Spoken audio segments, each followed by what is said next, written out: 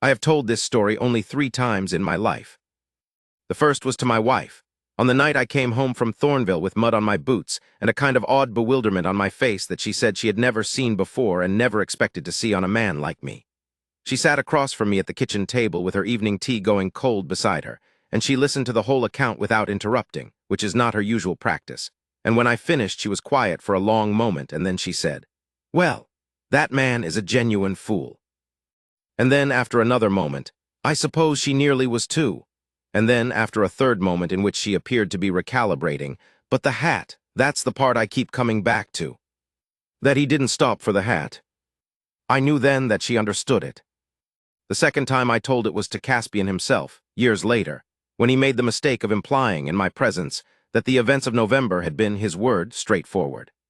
I told him, in some detail, that straightforward was not the word I would have chosen, and he listened to my account with the expression of a man who is considering interrupting and keeps deciding not to. And at the end he said that I had, as he had always suspected, a tendency toward dramatization. I told him that if anything I had omitted the most extraordinary parts on the grounds of plausibility. He looked at me for a moment, and then said the hat story was not to be repeated at dinner, and I told him it was already too late for that. The third time is now. Here, with enough years between me and that November that the sharp edges have softened into something I can hold without cutting myself, and with enough warmth behind the whole of it that the telling feels like a gift rather than a confession. I am sitting at my own desk, in my own study, which is a good room but not the room at Thornvale, and I am going to tell it the way it happened, which is the only way I know how to tell anything, and which is, in this case, the best possible way for this particular story, because the truth of it is better than anything I could have invented. My name is Piers Halcourt. I have been Caspian Aldern's closest friend since we were 11 years old, when he knocked me off a horse I had no business riding at that age and at that speed, and then stood over me in the mud with his hand extended, and his face wearing what I would come to understand was his characteristic expression when he had caused a catastrophe. Not quite remorseful, not quite amused, but holding both in a precise balance that was somehow more honest than either would have been alone. He was like that even then. He has always been like that. It is one of the things about him that I find most reliable and most infuriating in equal measure, and it is, I think now, one of the things she found most extraordinary about him once she understood it.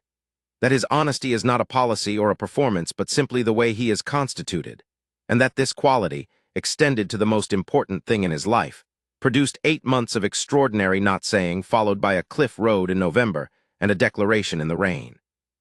We went to school together at Harsted, where Caspian was the boy who read twice as fast as everyone else and spoke half as much, and where I was the boy who spoke considerably more than twice as much as everyone else and read at a rate that was, in retrospect, ambitious. The imbalance produced a friendship of the useful kind, where each person's deficiencies are compensated for by the other's particular qualities, and where the compensating has been going on long enough that neither party can now clearly remember managing without it. We were at university together, after a fashion, though Caspian's fashion and mine differed considerably in our respective relationships with the academic portion of the enterprise. He read everything they put in front of him and several things they didn't, and spent most of his leisure hours in the college library with a kind of focused contentment that I found faintly alarming at 20 years old and now, in retrospect, entirely admirable. I made the acquaintance of every public house within 4 miles of the college buildings, learned to play cards at a level that never quite reached profitable and never quite reached catastrophic, and acquired most of what I know about human nature in the way that human nature is best acquired when you are young, quickly, cheaply, and in a state that makes the acquisition feel more significant than it is at the time. This has nonetheless proven not entirely useless. Both approaches to a university education have their merits. We served together in the army for 2 years, in the same regiment, in a posting that was not the worst available and not the best, and which was, in any case, the kind of experience that tells you more about the man beside you than 3 years of university and 10 years of drawing rooms combined. Military service strips off the performance. A man gives in polite company and shows you what lives underneath, and the stripping is not always comfortable on either side of it. What lived underneath Caspian Aldern, I found during those 2 years, was something I had not entirely expected, a man of remarkable steadiness. not the performed steadiness of someone who has decided that steadiness is the appropriate manner for an officer, but the real kind, which is internal and comes from having a clear view of what matters and what doesn't, and from not being confused about which is which in the moment when clarity about it matters most. He did not panic and he did not boast, and when the situation required something beyond the ordinary he was, without visible deliberation, equal to it. Not reckless, he was never reckless, which was one of the things that made him genuinely rather than nominally courageous, but possessed of what I can only call a clear-eyed willingness to do what needed to be done. This quality is rarer than it sounds and worth more than almost anything else you find in a man, and I mention it now because it explains the Cliff Road.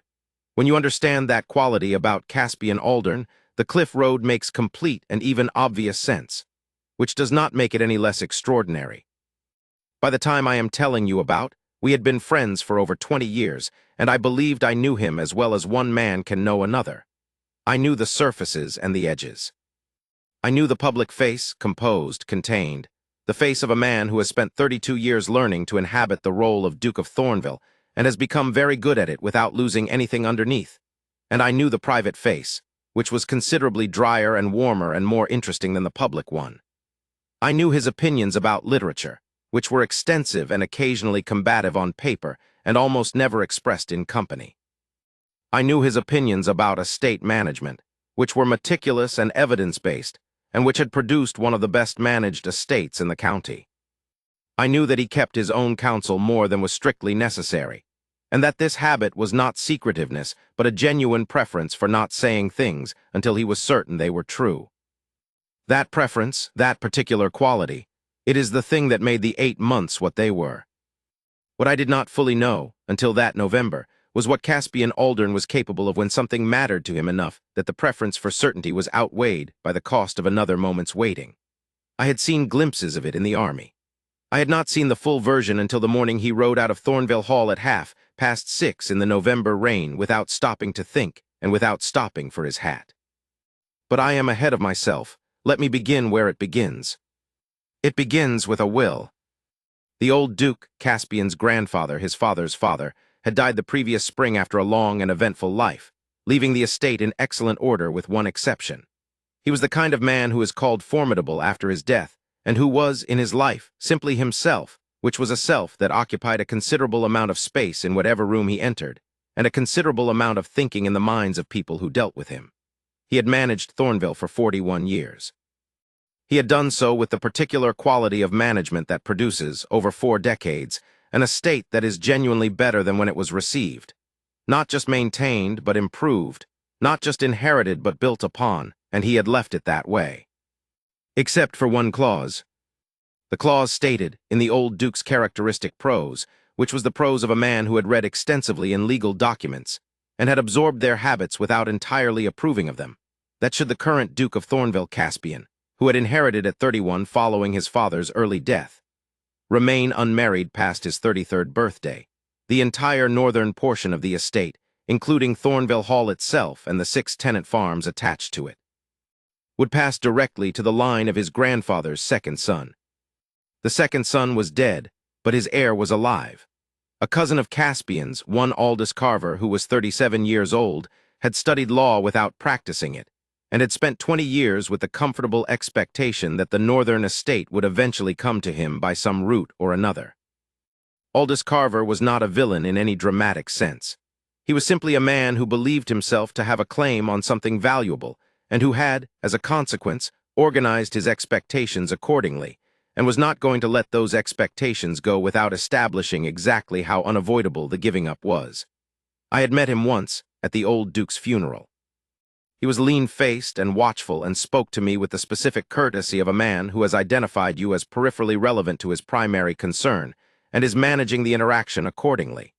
He was not likable, but he was not genuinely menacing. He was, in the end, what he was, a man who wanted something and had constructed a legal justification for wanting it, and was now waiting to see whether the justification would pay off. Caspian told me about the clause in September, which gave him approximately 7 months. We were in his study at Thornvale Hall on a September afternoon that was doing its northern best, the light going amber through the high windows as the sun dropped behind the western moors, The fire already lit. Caspian lit his study fire in September without apology, which was one of the things I liked about him. The clock on the mantel measuring the easy quiet between two men who have been in enough rooms together to be comfortable in the ones without anything to say. I had come up for a shooting week that had become primarily a thinking week, which was often how my visits to Thornvale went. The study, I should tell you about it because it matters, and because I would come to understand it differently in the months that followed. Floor-to-ceiling shelves on 3 walls with books that had been read, genuinely read, with the evidence of reading on them. Spines broken along the specific line of a thumb's regular return to a passage, corners folded, slips of paper marking returns. The desk was a substantial piece from the previous century, battered in the distinguished way of things that have been used absolutely for a long time, and it was always occupied. Never the cleared surface of a man who doesn't work at it, always the organized surface of a man who does. The fire was a real fire, and on the wall directly facing the desk, where a man sitting at his work would see it every time he looked up, there was a painting. Small, perhaps 2 feet wide and 18 inches tall, in a plain frame. It showed a stretch of road on the northern cliff above the sea. The road running close to the edge, the sea visible below, the light the particular gray-gold of an autumn afternoon at this specific latitude. I had noticed it many times over the 20 years I had been visiting this study. It was not the kind of painting you would expect in that position. Most men of Caspian's position would have put an ancestor there, or at least something ambitious, and I had thought it an unusual choice without thinking much further about it. I would understand it later. "I need a wife," he said, "by April." He said it in the manner he used for things that were logistical problems. Directly, as a fact, with the implication that the conversation was now about solutions rather than responses. "Anyone in mind?" I said. "I've been making a list." He was sitting back in his chair with his arms crossed and his eyes on the middle distance slightly to the left of my left shoulder, which was his habitual position when he was further ahead on something than he was going to admit to. "The list is largely unsatisfactory." "Tell me." "Lady Priscilla Fenworth. Her father will want settlement terms that are unreasonable on principle and would in practice come to approximately twice the appropriate figure. He has done this with every daughter, and I see no reason to expect that I would receive different treatment. Miss Helena Marchbanks is adequate in the technical sense, by which I mean she meets every formal requirement while offering nothing that would distinguish her from a great many other women who also meet every formal requirement. The Honorable Miss Colette Straw is, by every objective measure, exactly what I should be looking for: connected, sensible, easy in conversation, not without humor, and I cannot proceed with it." "Why not?" "I don't know," he said, with the specific candor he used for the things that genuinely puzzled him. "That is the most honest answer I can give you. I've tried to identify the obstacle, and I've been unable to." This was more candidly expressed than Caspian usually was about his own uncertainties, which told me he had been sitting with the question long enough that it had worn past the layer of management he normally applied. I noted this. "Miss Voss," I said. He looked at me directly. "You know about Marchand." "I know what everyone who pays attention knows," I said. The Voss situation was one of those county difficulties that become, over time, common knowledge among the people who manage estates and watch each other manage them. Edmund Voss had been, before his illness, a gentleman of moderate means and good standing. Not wealthy but comfortable, occupying the position of a man with a modest estate, reasonable rents, and careful management who is not adding much but is not losing anything either, which is a position that requires constant attention to maintain, and that many people mistakenly believe is passive. His illness had changed the calculation in 2 ways. The direct cost of sustained illness on a modest estate, which accumulates over time in ways that are not dramatic but are relentless, and the cost of the management gap, which was the gap created when the man who had been managing the estate could no longer do so. His daughter had filled the management gap. She had been filling it for going on 3 years when I had met her at the Pemberton dinner in the previous summer, and she had filled it with the quality of someone who is not doing what they do because they have been told to or because it is expected, but because it is simply necessary, and they are the person who is present to do the necessary thing. This is a rarer quality than it sounds. Most people, placed in her situation, would have managed the appearance of managing. She managed the thing itself. I had met her twice before that September conversation. At the Pemberton dinner, a large country gathering, the kind where you find yourself seated next to someone by proximity rather than design, and where the quality of the conversation depends entirely on who has been seated next to whom by that mechanism. We had talked about drainage for half an hour. Marchand's specific problem, the various solutions, what each would cost, what was preventing the cost from being met, and what would likely happen to the fields in the meantime. She described all of this with the level precision of someone reporting on a situation they know completely and are not performing their feelings about. No complaint, no drama.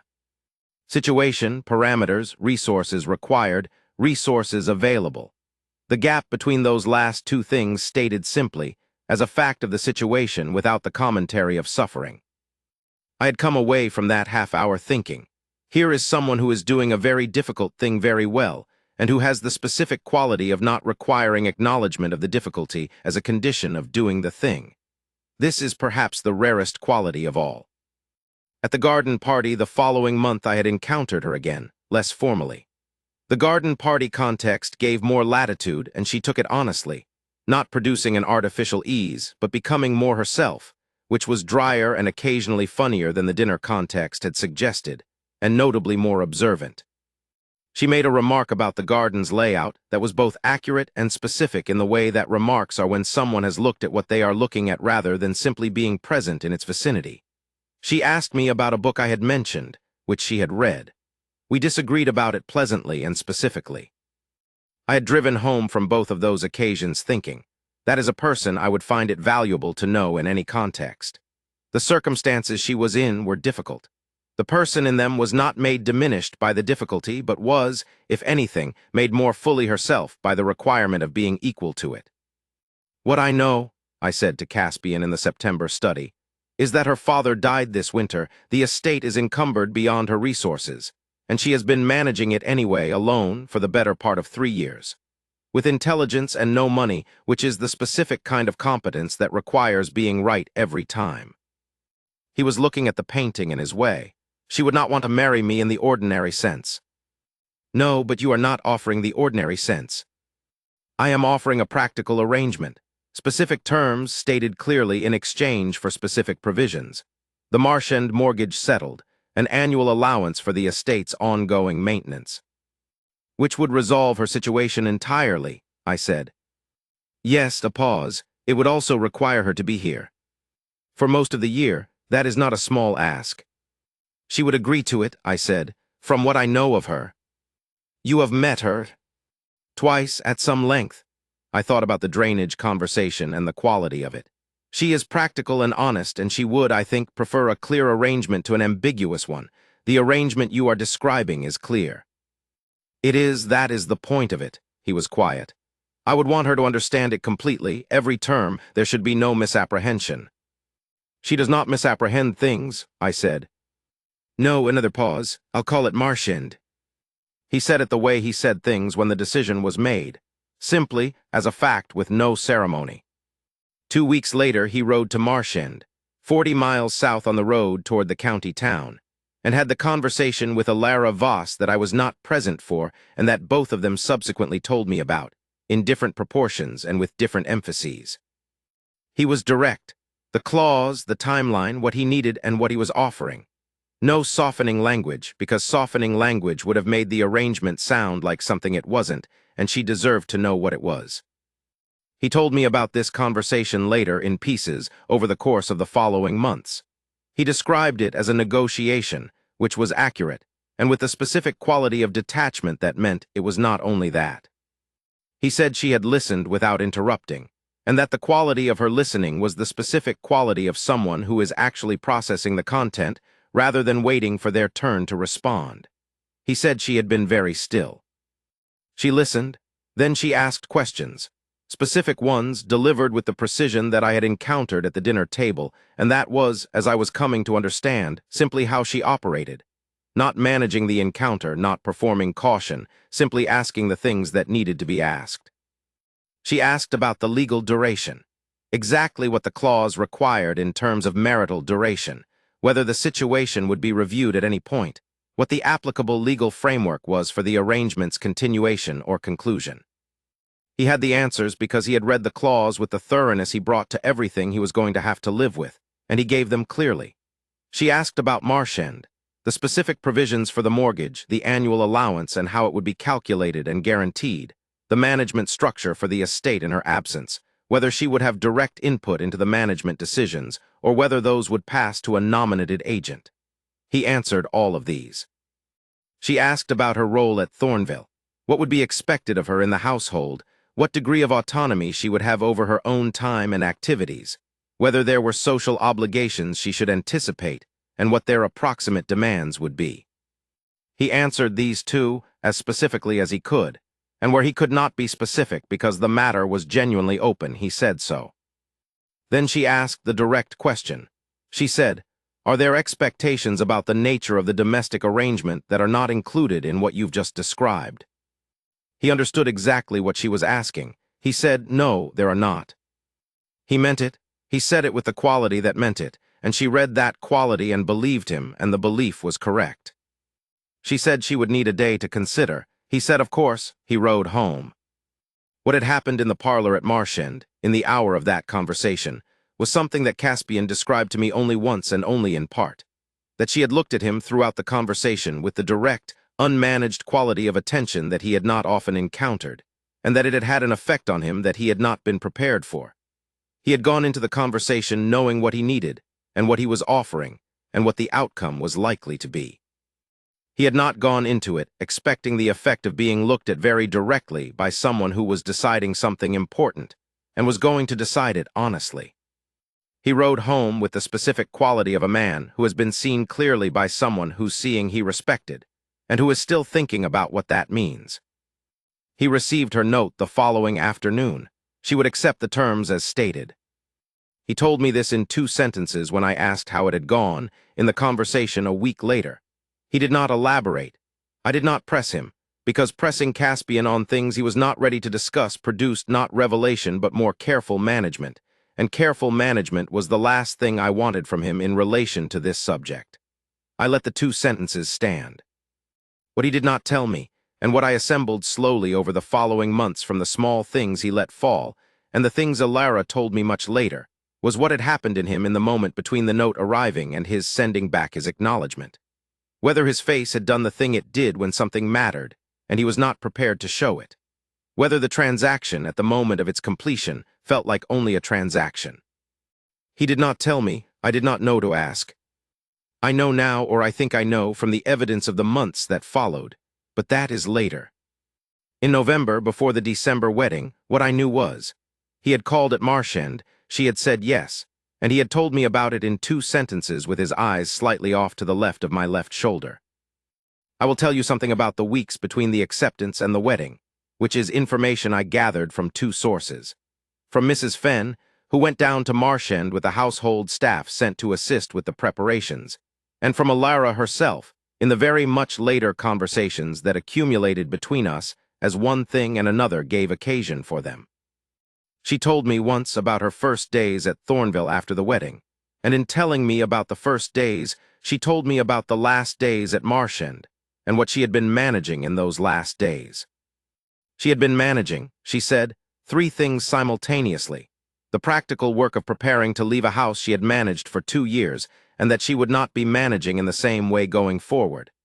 The practical work of ensuring her father's situation was as stable as it could be made to be in her absence, and the less practical work of deciding what she thought about what she was doing.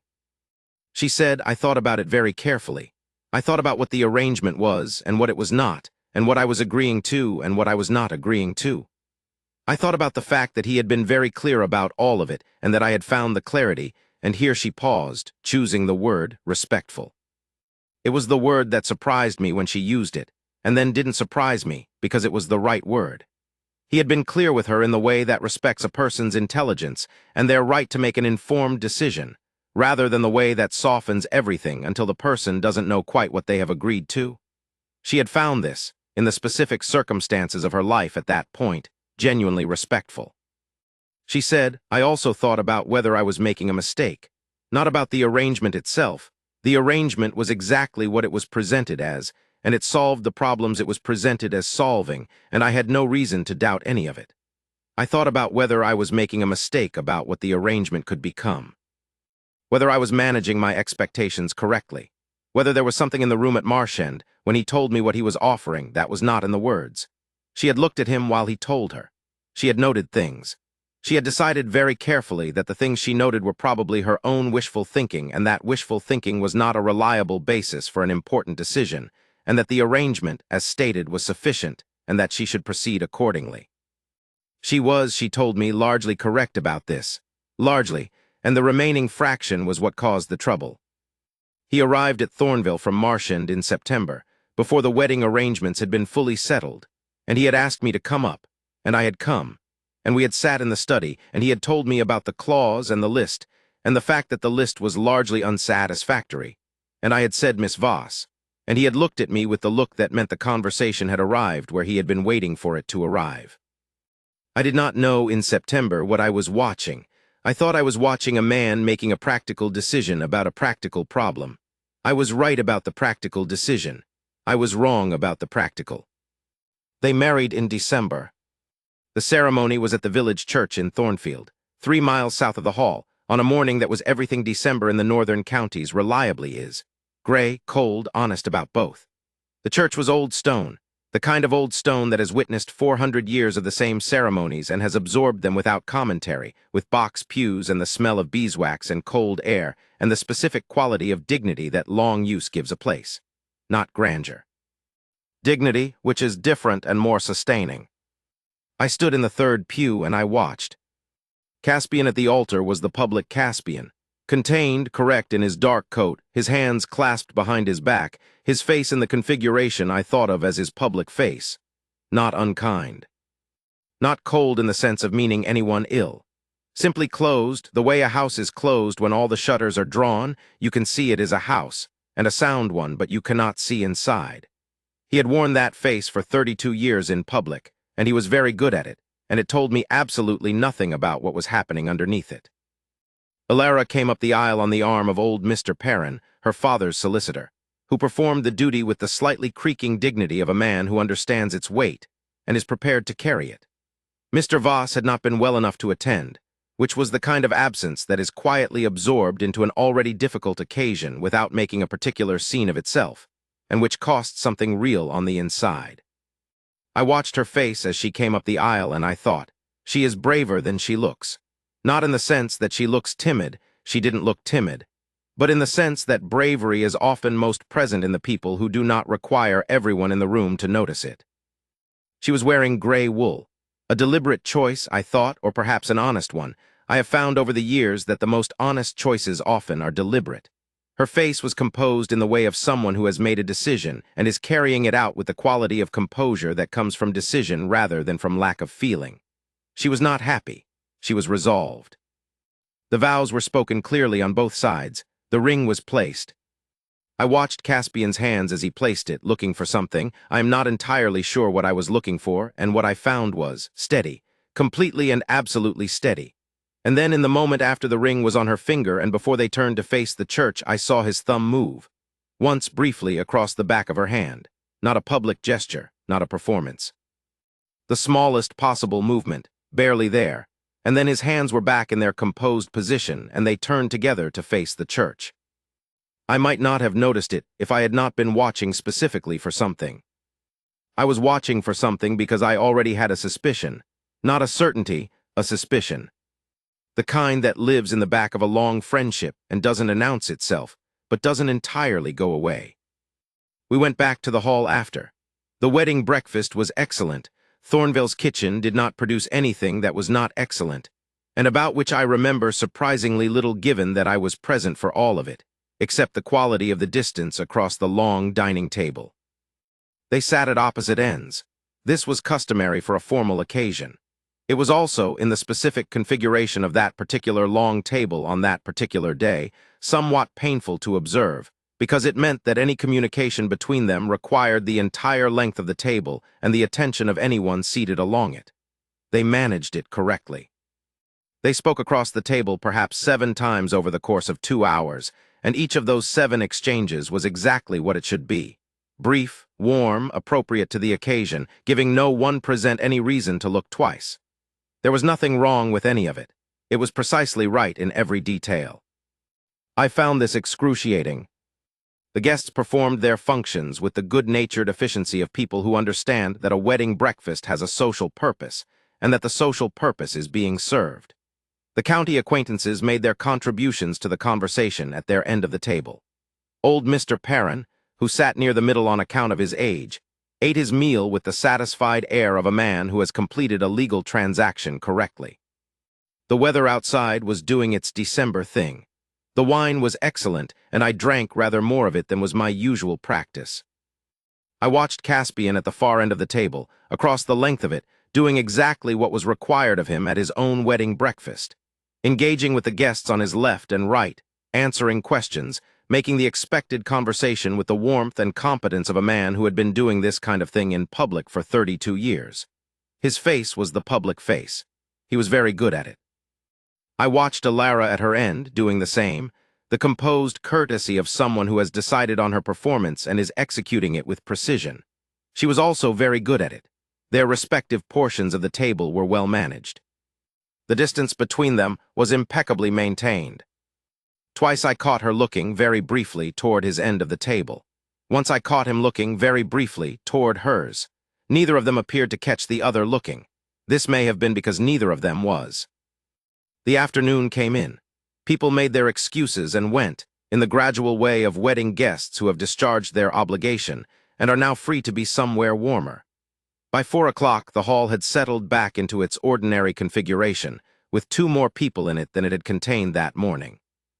I went to bed early that night, in one of Thornvale's excellent guest rooms, with the specific tired melancholy of a man who has watched 2 sensible people build something very careful and very probably unnecessary, and who knows there is nothing to be done about it yet.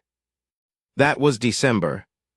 I drove home from the wedding breakfast in the particular state of mind that you have after watching 2 sensible people do something that will eventually require them to undo it carefully or to discover that they built better than they knew, and not yet being certain which kind of sensible people they were. The drive was cold. The road was the road. I thought about the thumb's movement across her hand, which Caspian had not performed and had not managed and which had happened anyway, and I thought, that is either nothing or it is everything, and if I know Caspian Aldern as well as I believe I do, it is not nothing. I was home by 8 in the evening. My wife asked me how it had gone, and I said it had gone well, and the hall was in excellent order, and Mrs. Fenn had produced an admirable spread, and the woman seemed, and here I paused, finding the word not unhappy. My wife looked at me with the look she gives me when I have said something that is true in the most minimal possible sense and have thereby omitted the most interesting parts. She said, and the Duke? I said, the Duke seemed well. She said, Piers. I said they sat at opposite ends of the dining table and exchanged 7 comments across its length over the course of 2 hours, and every one of them was entirely correct. She looked at me a moment longer, and then she said, well, that can change. I said, it can. She said, will it? And I said, honestly, I don't know. I did not know in December. By January, I suspected. By March, I was fairly certain. By May, I was watching something I could name and was not prepared to interfere with. And by September, I was experiencing the particular frustration of a man who can see a solution to a problem that 2 other people have decided they cannot allow themselves to reach for, which is not a comfortable position to be in. But I am ahead of myself. December is December. My first visit back was in January.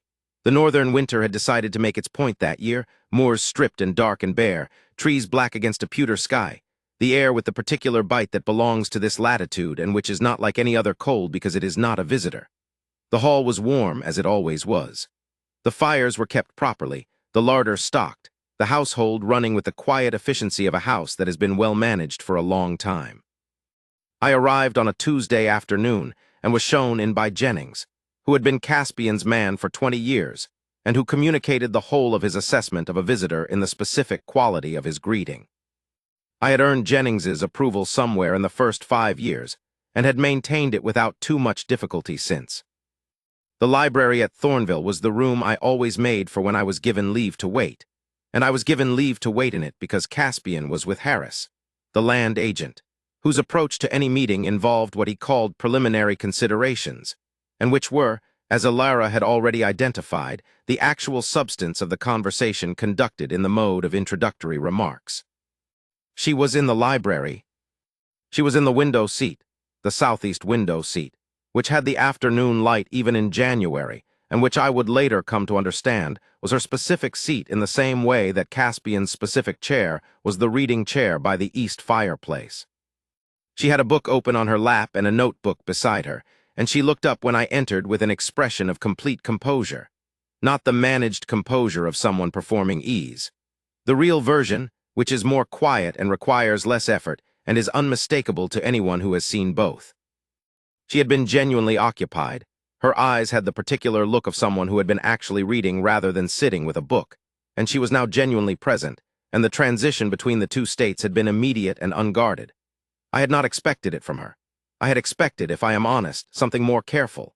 She was in a stranger's house, 6 weeks into an unusual arrangement, and I had expected the performance that unusual situations tend to produce. "Mr. Halcourt," she said. "He'll be another quarter hour at least."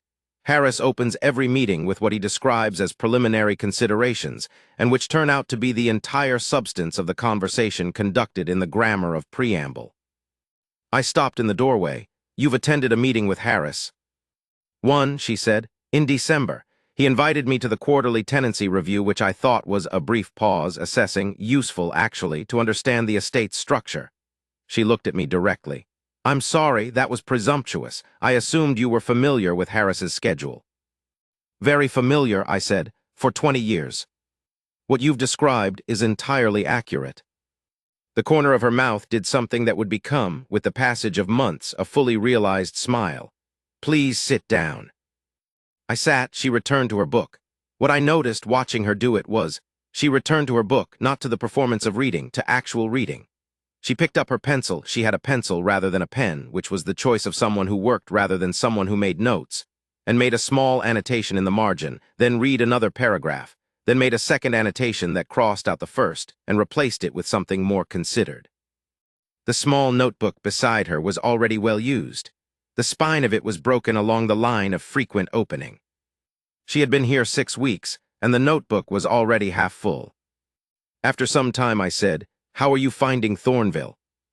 She set the pencil on the window seat ledge. This, I would come to understand, was her specific signal for a conversational shift. Not reluctant, but deliberate, as if she felt that moving from one mode to another warranted the acknowledgement of the gesture. "It's well integrated," she said, "by which I mean the various elements of it, the farms, the tenancy structure, the household, seem to operate in relation to each other rather than independently. That's the product of long, careful management, and it's relatively rare." She paused. "The east boundary has a drainage inconsistency that I believe predates the current steward. I've been trying to determine from the original surveys whether it was inherent in the design or introduced by a boundary change." "Have you raised it with Caspian?" I said. "I left him a note," she said. There was a quality to this phrase, a specific, careful flatness, that told me more than the content. "He responded. He thanked me for the observation and said he would look into it." She looked at the window. The January garden beyond it was doing its January best, which was limited. "The house itself is good, well managed. Mrs. Fenn is the most capable housekeeper I have encountered." 30 years at Thornvale," I said. "It shows the household runs without visible machinery. That only happens when someone has been managing it for long enough to have made the machinery invisible." She came back to me. "Is that what you wanted to know, whether I find it comfortable?" "Among other things," I said. She was quiet for a moment. She looked at the window, the January garden, the gray sky, the black trees at the edge of the kitchen garden, and then said, "It is different from what I expected." "Different how?" "I expected to feel like a guest," she said. "A permanent guest, but a guest, as if the house were being itself and I were in it on an extended visit." She paused, with the care she brought to anything she was saying for the first time. "It doesn't feel like that. It feels as if the house is paying attention to me." Which I understand is an odd thing to say about a building. "What do you mean by it?" I said. "The East Wing corridor," she said. "I mentioned to Graves, to the steward, that the morning light didn't reach past the anteroom, which made it unsuitable as a working space. Within 10 days, the window at the far end had been unshuttered and the broken pane replaced and the curtains changed." She looked at me. "I didn't ask for that. I mentioned it in passing to the steward." Graves manages the household responsively, I said, which was true and was also not the complete truth. Yes, she said, with the specific quality that meant I hear what you are saying, and I am also noticing what you are not saying. And the accounts. I asked Graves whether I might review the estate accounts, not because the arrangement required it, but because I find it easier to understand a place when I understand its financial structure. He gave me access that afternoon and mentioned that His Grace had said I should have whatever I asked for in the way of estate information. She was looking at me steadily. I had asked Graves, not His Grace. I said nothing. I don't know what to make of it, she said, not with distress, with honest uncertainty, the kind that belongs to a problem she has been working on and has not yet solved. The arrangement is very clear. I understand what I agreed to and I understand what was offered. What I am observing doesn't. It doesn't quite match the described arrangement. How so? I said, though I thought I knew. It is more than I agreed to, she said simply. And I don't know whether that is because he is a very thorough person who fulfills arrangements with more care than they technically require, or because, she stopped, and then said with the precision she brought to everything, or because something else is happening. I looked at her for a moment. What would you do with the answer, I said, if you had it? She thought about this. I'm not sure, she said. That's part of the problem. I said, you might leave room for it to be what it needs to be, rather than deciding now what it is. She looked at me. That is very vague advice, she said, with the precise dryness that was, I would come to understand, one of her particular qualities. It is, I agreed. It's the most honest advice I have, which is my excuse. The faint possibility of a smile, more definite now. Thank you all the same. Caspian arrived from Harris with the expression of a man who has spent 90 minutes on preliminary considerations and is now prepared for something that contains actual substance. He came through the library door and did what he always did. One handshake, my name, and an immediate move toward practical ground. He sat in his chair, the reading chair by the east fireplace, which I had vacated at his entrance, and which he occupied with the ease of a man resuming his natural position, and we talked. About the county matter that had brought me partly here, about an old friend's letter, about a road repair that was overdue and was now also overcontested by the adjacent estate. Perhaps 20 minutes of this, in the easy, reliable pattern of a 20-year friendship. Then Alara joined the conversation. She did it the way I was coming to understand she did everything, without ceremony and without asking. The subject had moved to the spring planting schedule and the north field rotation, which was a question she had apparently been thinking about, and she offered a thought. Tentatively at first, she was calibrating, I thought, not from timidity, which was clearly not her character, but from reasonable caution about a room she had not been in before in quite this configuration. And then, when Caspian received her thought as a thought rather than as an interruption to be managed, with increasing directness.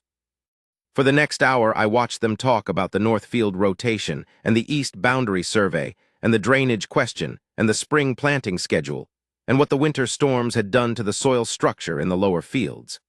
I have thought about this hour many times since. He listened to her. That is the first thing and the central thing. Not the performance of listening, which is a thing I have seen in enough drawing rooms to recognize without difficulty.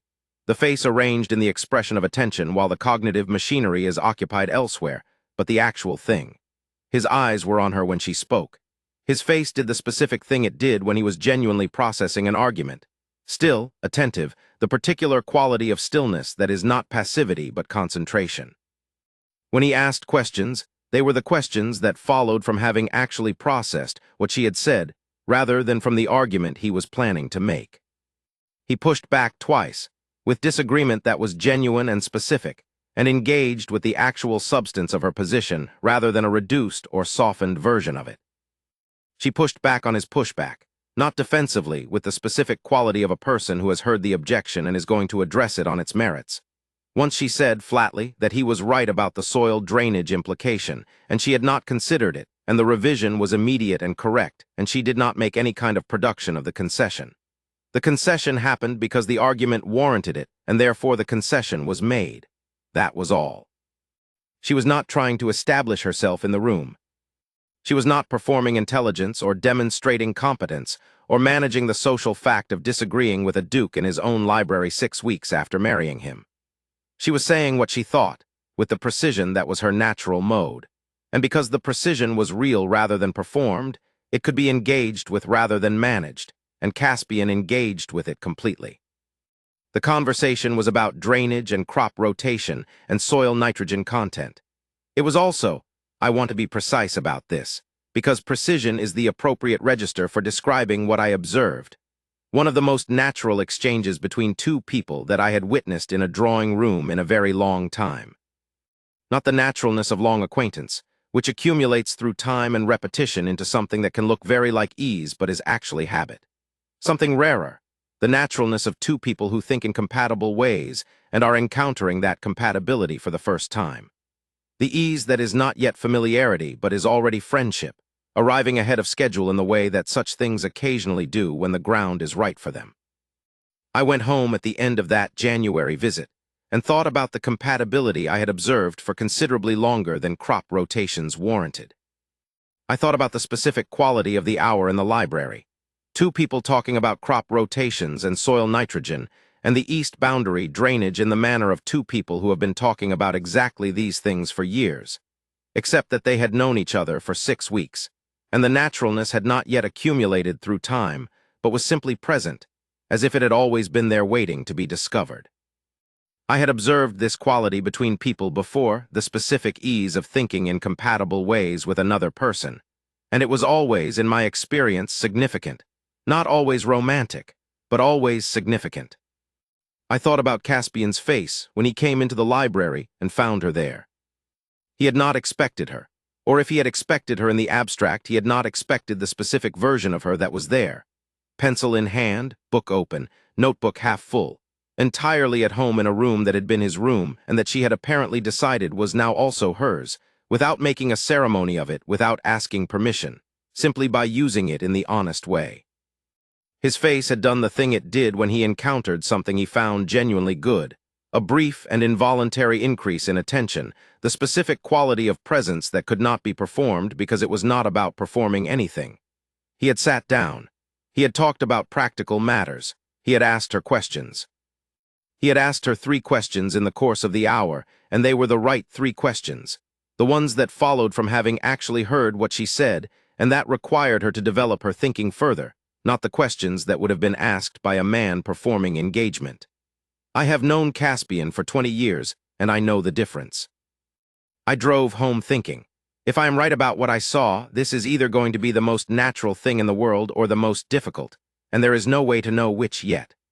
I suspected, and I was right to suspect, that it was going to be the most difficult version of the most natural thing, which is the specific configuration that causes the most amount of trouble to the people in the middle of it. I should tell you about February, which I did not spend at Thornvale but which I tracked from a distance, in the way that you pay attention to a situation you have invested in from 40 miles away. Caspian wrote to me twice in February.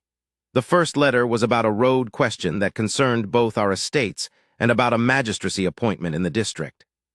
It was 3 pages long, clear and direct in the way all his correspondence was, and it was about the road and the magistracy and nothing else until the last paragraph of the 2nd page, where he mentioned, in a subordinate clause, that Her Grace's observation about the eastern drainage has been confirmed by Graves, and we are commissioning a proper survey in the spring. This sentence was followed immediately by a return to the magistracy question. The second letter arrived 10 days later and was about the same county matter from a different angle, now including the involvement of a third estate, and it was also 3 pages and also clear and direct and also contained, on the 3rd page, in the final paragraph before his closing, a single sentence about Thornvale. The estate account structure has been revised along the lines suggested by Her Grace, which Graves reports is a marked improvement in efficiency. I read these 2 sentences with considerable attention. What I noted were the verbs. In the first letter, confirmed. Her observation had been confirmed by Graves, which meant it had been examined carefully and found to be correct, which meant someone had commissioned the examination and then accepted the result. In the second, suggested and adopted, which meant her suggestion had been evaluated on its merits and found superior to the existing practice, and the existing practice had been changed accordingly.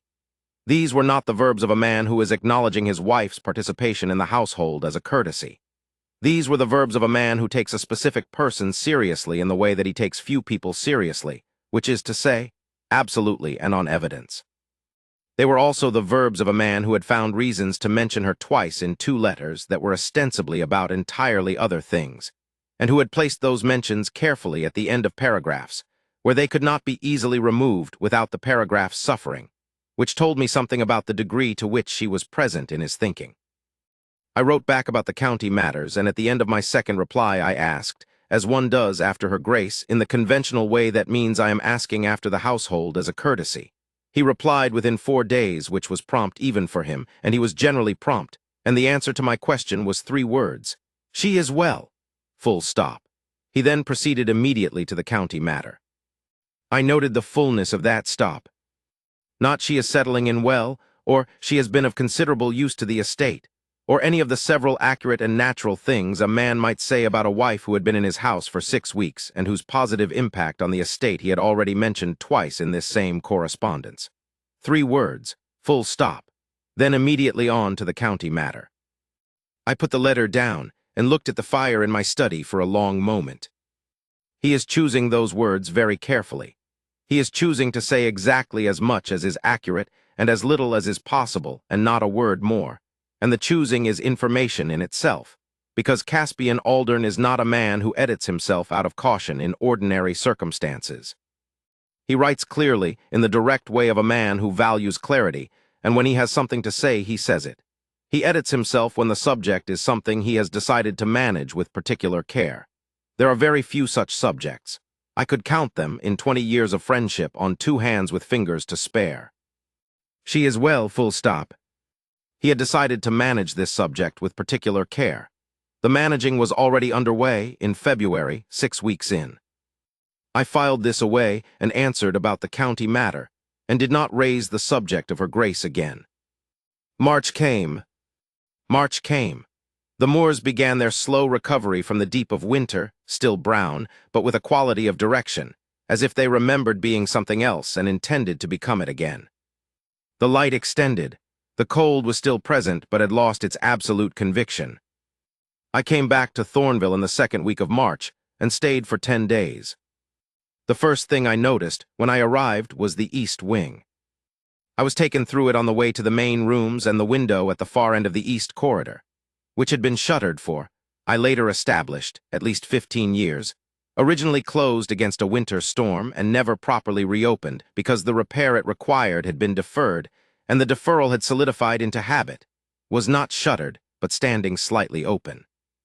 The light coming through it was considerable, the spring afternoon light that the east windows catch when they are permitted to, and it transformed the corridor from the somewhat oppressive passage I had always known into something entirely different, light and inhabited. The curtains in the rooms along the corridor had been changed too, from the heavy plum velvet of the previous generation to a lighter wool that managed to be period correct without being suffocating. It was a small alteration. It was also a completely specific one, the alteration you would make if someone who needed to use those rooms for working had mentioned the light was insufficient. The east wing, I said to Caspian later in the study. She mentioned the morning light didn't reach past the anteroom, he said. With the careful levelness I was coming to recognize as his voice for things that were not only what they presented as. She mentioned it. In passing, she said it made the rooms impractical as working space. A brief pause that was almost not a pause. The window had needed attention for years. The pane was cracked. The curtains had needed attention for years, I said. They were 30 years old. He said this with the manner of a man stating an obvious fact that clearly required no further commentary. Entirely overdue for replacement. I looked at him. He was at his desk, some papers in front of him that he was not currently looking at. His expression was the expression of a man who has delivered an account with complete and absolute accuracy and is not going to revise it. I said nothing for a moment. In 20 years of friendship with Caspian Aldern, I had developed a reliable sense of when pressing a subject would produce useful information, and when it would produce only more careful management of the subject. This was the second kind. The east wing curtains were 30 years old and therefore overdue for replacement. The cracked window pane had needed attention for years. These things were true. They were also not the whole truth, and Caspian knew I knew they were not the whole truth, and the knowing was mutual and had been acknowledged in the silence of the previous 30 seconds, and nothing further was going to be said about it. "How is she?" I said. The pause before his answer was half a second longer than his pauses typically were, which was a significant duration in Caspian's economy of pauses. "Well," he said, "she has engaged substantially with the estate accounts. Graves finds the new system considerably more efficient." "Graves finds her useful," I said. "Yes. And you." He considered the word with care. The care itself was information. "She has excellent analytical instincts," he said finally, "and she communicates clearly. Both qualities are useful in someone working closely with the estate management." I looked at him. He looked back with the complete and settled expression of a man who has said exactly what he intended to say and precisely as much as he intended to say, and is not going to be moved from this position by implication or by silence. I let it stand for a moment and then said, "Does she ride?" Something very brief crossed his face, there and gone with the speed of something he had practiced not showing. "Yes, she prefers the north path along the cliff road. She goes out most mornings when the weather allows." "Alone?" "In the mornings." A carefully managed pause. "I've been out that way twice myself. The path sustained some damage in the winter storms. I wanted to assess the condition. And it needed work. I had it cleared. The whole path. The sections that required it." He said this with the air of a man who has provided a comprehensive answer to the question asked and would appreciate it if the questioning concluded. I did not say, "You rode the cliff road in the early morning, and was it before or after she had been out?" I did not say it because the answer would have been accurate, and the accuracy would have been delivered with perfect levelness, and I would have learned nothing from it that I did not already know. I already knew enough. "Good," I said. "The north path does want attention." "Yes," he said, and moved the conversation to something else with the smooth efficiency of a man who has been closing conversational doors for 32 years and is very good at it. What I noted riding back to the south guest room that evening was this. He had volunteered the information about the cliff road. I had not asked whether she rode. I had asked how she was. And in the course of answering how she was, he had mentioned the cliff road and the winter storm damage and the assessment and the clearing, with the specific quality of a man who is being entirely honest about the practical facts and who is also, and this is the thing, drawing attention, in the most oblique possible way, to the fact that the practical facts exist. I thought about this for a long time. That evening at dinner, I watched them talk. Not about estate matters, about a book that was apparently making rounds in the county. A novel in 3 volumes that had been serialized in the previous year's literary review and was now out in its complete form, and generating the kind of divided opinion that good novels tend to generate, which is to say, strong views, reasonably held, incompatible. Caspian had read it. He had opinions about it that were characteristic of his literary opinions generally. Precise, evidence-based, occasionally combative on the point of the evidence, and arrived at independently without particular reference to what the reviewers had said, because Caspian read reviewers with the specific skepticism of a man who has found that reviews tell him more about the reviewer than about the book, and has adjusted accordingly. Alara had also read it. She disagreed with him. The disagreement was conducted across the dinner table for the better part of 2 courses, and it was, I thought, one of the most genuine literary arguments I had observed in several years, which is not a category I would have expected to be ranking dinner table arguments, but which I was ranking nonetheless because the argument was genuinely interesting. She had a specific objection to his reading of the central character's motivation in the 3rd volume, an objection that required her to have read the 3rd volume closely, and to have retained specific passages in the kind of memory that means you actually read something rather than went through its pages. And she made the objection directly and with the evidence. And he thought about it and said he found her reading plausible, but that it relied on one passage in chapter 14 being read against the grain of the rest of the volume.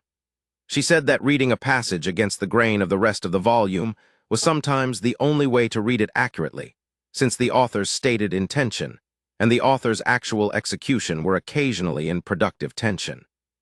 He said he was not sure that the production of tension between intention and execution was in itself a literary virtue. She said she was not saying it was a virtue, She was saying it was a fact of this particular author's practice, and that you had to account for it when you were interpreting the third volume. He was quiet for a moment, and then said that was, on reflection, a more defensible position than he had initially taken her to be advancing. I sat at the table and ate my dinner and watched this exchange, which occupied approximately 25 minutes of the second course, and I thought, this is the most natural thing I have seen in a dining room in several years. Not because the literary argument was extraordinary. It was a good literary argument, but there are other good literary arguments, but because of the quality of the naturalness. They were not performing for each other. They were not managing the social fact of disagreeing. They were simply talking to each other with the ease of two people who have established that this is a safe activity and are getting on with it. He was animated, in the way I had seen him animated in the army and in our own 20 years of conversations, but which I had not seen him animated at a dinner table with anyone else. The specific quality of being completely present, not managing his presence, interested in the exchange rather than in the performance of interest. She was precise and direct, and had the dry humor that I was coming to find characteristic appearing at one point in the argument to deflate a slightly pompous version of his position. And the deflation landed, and he laughed, which was the short and genuine laugh of someone who has been caught being slightly pompous and doesn't mind. I watched them across the table, and I thought, they can't see it. Neither of them can see what I am watching. They are looking at the book and the argument and the question of the author's intention and the evidence of the third volume, and they are not looking at what the looking at all of this together looks like from the outside. And I am going to be watching this for longer than is comfortable. The following morning I went riding and came back via the kitchen yard, where Mrs. Fenn was supervising a delivery.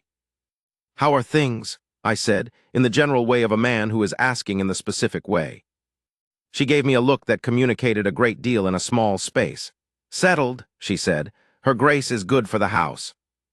"In what way?" I said. Mrs. Fenn finished directing the placement of a crate and then turned to give me the full attention the question apparently warranted, which was more attention than most questions received. She was a woman who used her attention precisely, which was one of the reasons I had always valued her assessments. "She notices things," she said, "the right things. Not the things that would make an impression or that you would expect a new mistress to attend to. The things that matter to the people who work here." She paused. "She asked me in January whether the kitchen had what it needed. Specifically the kitchen, not the household in general, not the drawing rooms or the silver or the linen situation. The kitchen. I told her two things were short. She spoke to Graves that afternoon. Both things were arranged within a week." A pause. "She hasn't mentioned it since." "Without involving His Grace," I said. "She arranged it through Graves," Mrs. Fenn said. "Who arranges things through His Grace?" But the request came from her, which is how it works when someone is actually running a household rather than residing in one. Another pause, and in this one I could see her weighing something. "She asked me," Mrs. Fenn said, "in February whether the winter root store was adequate. In February. Most people who come to a house like this don't ask about the winter root store at all, let alone in February." She looked at me steadily. She said, when I told her the stores were running lower than ideal because of the wet autumn harvest, that she had noticed the kitchen quantities seemed to be running conservative. She had noticed. She'd been here 6 weeks, and she'd noticed the kitchen quantities. "What did you do?" I said. I told her what the problem was and what would resolve it. She spoke to Graves, and the matter was resolved. Mrs. Fenn's expression was the expression of a woman who has been waiting to tell someone this for some time and is now telling them. She doesn't make things of it. She notices, she addresses, she moves on. She doesn't require acknowledgement of the noticing. She doesn't mention it again. She simply, Mrs. Fenn found the word, manages. "You think she's running the household?" I said. "I think," Mrs. Fenn said, with the care she brought to assessments that might be taken the wrong way, "that there is someone in this house paying real attention to it. That has been absent for some years." She looked at me. "And I think His Grace has noticed." "How do you know?" I said. Mrs. Fenn's expression was the expression of a woman who has been watching one family for 30 years. "Because the kitchen got what it needed," she said. "Within a week. His Grace doesn't involve himself in the kitchen supplies, but Her Grace asked Graves, and Graves asked His Grace, and His Grace said yes immediately. With the quality of immediately, that means the question is not even a question." She paused. He noticed that she had noticed. He was waiting for it. I thought about what she'd said for several days after I left Thornvale, and then I thought about it for several months more. I thought about what it meant that Mrs. Fenn, who had been at Thornvale for 30 years, who had seen the old Duke manage the estate and Caspian's father before he died and Caspian himself since he inherited, who had her own very precise understanding of what a household required to run well, and who rarely expressed opinions about the people in it, had said, twice now, that Alara was good for the house. Mrs. Fenn did not offer this kind of assessment about people easily. The fact that she had offered it twice, unprompted in 2 separate conversations, told me that the assessment was not casual. I thought about the east wing window and the accounts and the physician at Marsh End and the kitchen garden. I thought about the fact that Caspian had mentioned her twice in 2 letters, in subordinate clauses about practical matters, and had answered a direct question about her welfare in 3 words and a full stop. I thought about the way he had looked at her in the library in January when he came in and found her there, and the way he had listened to her talking about the East Fields, and the way he had asked the 3 right questions. I thought about all of this, and I arrived at a conclusion that I had been resisting for reasons of caution, because the conclusion was of the kind that is embarrassing to have held if the facts subsequently contradict it. The conclusion was, Caspian Aldern has been in love with Alara Voss since approximately February, possibly earlier, and is managing this fact with the specific and characteristic thoroughness he brings to everything he decides to manage, which is to say, completely, quietly, and with no announcement whatsoever. And Alara Voss, who was not a foolish person, and who was in fact considerably more attentive than most people, was, I thought, though I was not yet certain, watching all of it, and concluding that what she was watching was decency. Which it was also something else. And the something else and the decency were indistinguishable from each other because Caspian's way of loving someone was, in its specific character, exactly identical to the way a very good person loves the people in their care. The care and the love expressed themselves in the same acts, through the same attention, with the same quiet completeness. This was going to be a problem.